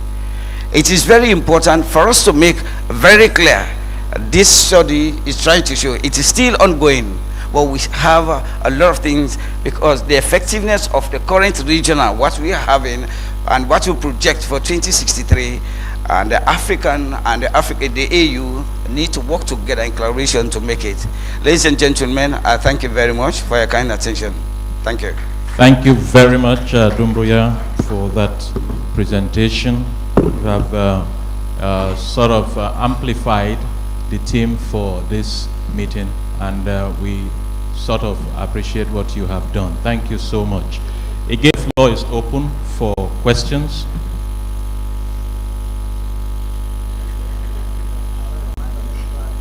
All right, I have, let's take it, yes. Doc, start with Dr. Ba. Any other? Oh, you're there. And then we have one, virtually everyone who will make comments on this.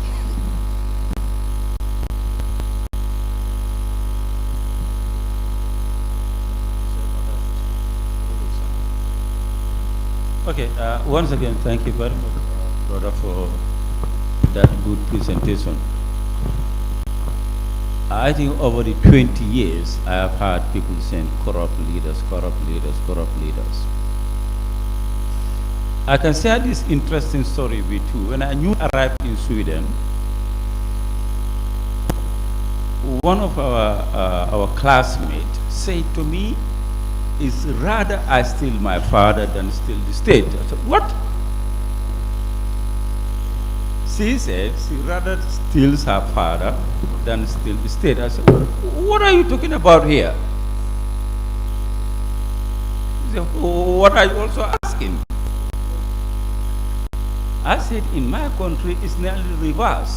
He said, "In my country, it's what I am telling you. We keep on blaming the leaders, but we do not, some of us do not go back and ask, where is this problem coming from?" Some people, the moment they are elected, they will tell you, now you are elected, you have a fat bank account. I'm talking about the families or the friends or whatever the case may be. So you have a fat bank account. You should be driving Mitsubishi cars. You should be doing this. You should be doing that. What are we doing now? What are we doing now? Gentle as he is or she is, elected as a president, appointed as a minister.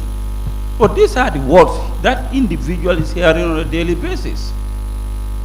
And yet we are blaming that individual for being a thief. Sorry if it is a strong term, but I think we need to go back and ask ourselves, where is this problem coming from? And I believe to a very large extent this problem is coming from us as members of the community, as members of the society, as members of the family. Otherwise, we'll keep on talking about these things. And it may take a considerable number of years to get this problem solved. Thank you. Thank you very much. Thank you, sir.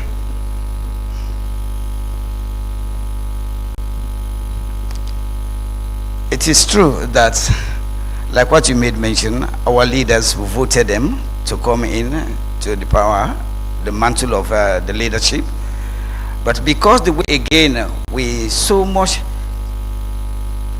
put them, we hail them, and we put them in such a way that, one, they have little, I don't want to use the word little, but no respect again for the masses. Even though they believe, like what they talk about, democracy is a system of political government of people, by the people and for the people. That's one, those words, they are just a way of using, let me say, branding the way how political is all about. But yet, when they come to leadership, they have little but nothing to have regard about the people that voted them in.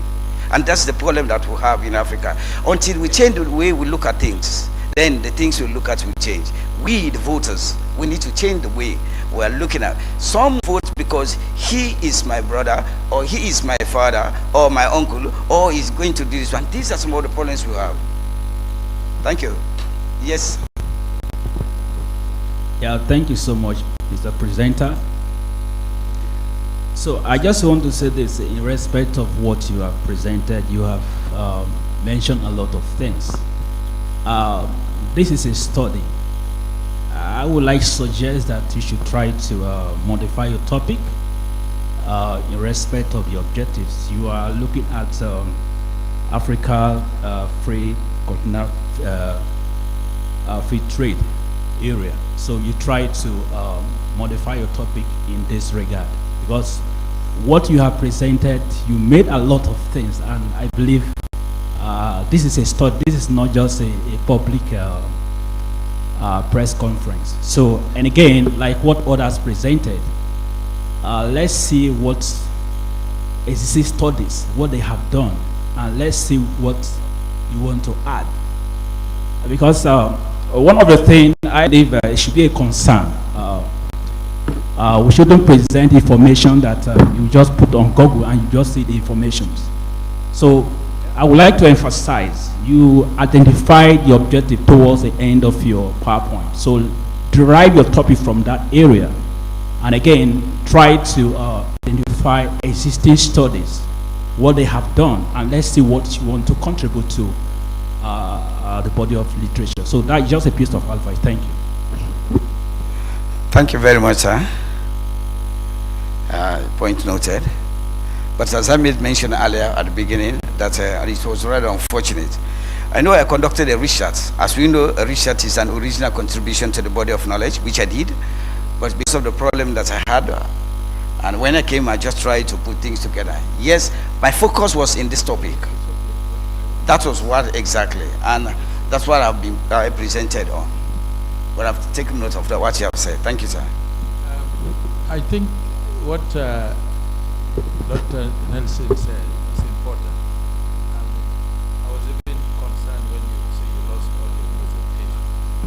But I think you could benefit from the comments where I focus methodology, literature, the graphs. It's early days in your study, but I think you need to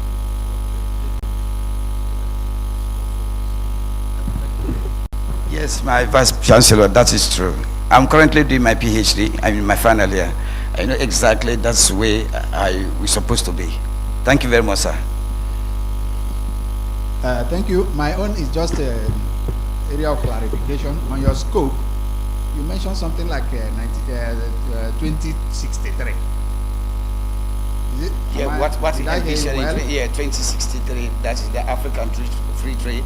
That by 2063, we believe that Africa, the AU agenda, sorry, yes. Sorry, sir. Yes, sorry, sir, sorry for that. It's AU agenda, yes, sir. Whether it's a recommendation of what should happen or you are referring to particular... It's a recommendation they made, envisioning that in 2063, this is what will happen. Yes, sir. Thank you, sir. Thank you very much for that presentation. I also am aligning myself with the previous comments made or an advice with regards to the approach to the research itself. There are quite a number of few areas that you need to reject, like you've mentioned. So take note of that. I'm sure you've mentioned things to do with the issue of integration.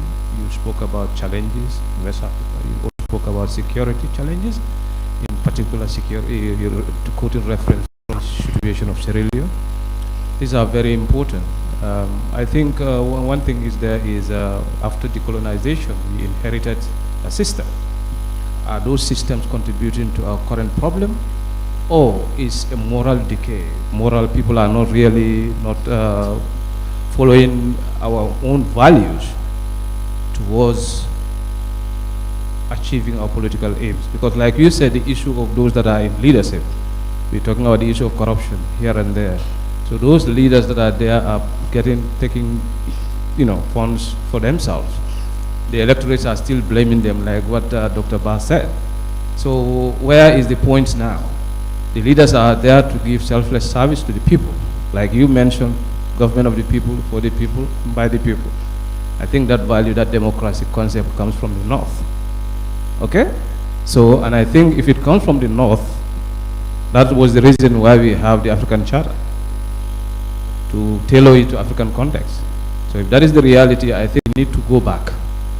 Pre-colonial, how are people living? We have kings that have ruled our societies and so forth. So going back to those basics, coming up with a hybrid approach towards our dispensation. I think those are things that will bring those lost glories to reshape our political approach to whatever we have. So I think those are issues that you don't leave behind. Let us go back to the basics and look at what is missing. Thank you. Yes, sir. I believe also our colonial masters made us to believe that our old days, our system in which our forefathers were practicing was barbaric according to them. So they decided to come up with this system of presidency, or this one, let's forget about kingship, the monarch. They brought different systems. And those systems, they are the one disturbing us today, like what I just made mention. No, they drew lines on where you and I were not there. But today, even the problem when it happened, they called them to come and try to show demarcation. It's still a problem. Thank you, sir. Thank you very much for that response. I want to also join my voice with others to wish that you recover the items that were lost today. I'm sure that will help to further the work that you have presented. On this note, please let's applaud him. Thank you very much. I want to say that this is the last presentation for today. The other presentations will continue tomorrow. But we are told that after now, we have tea break. I'm sure you know where that location is.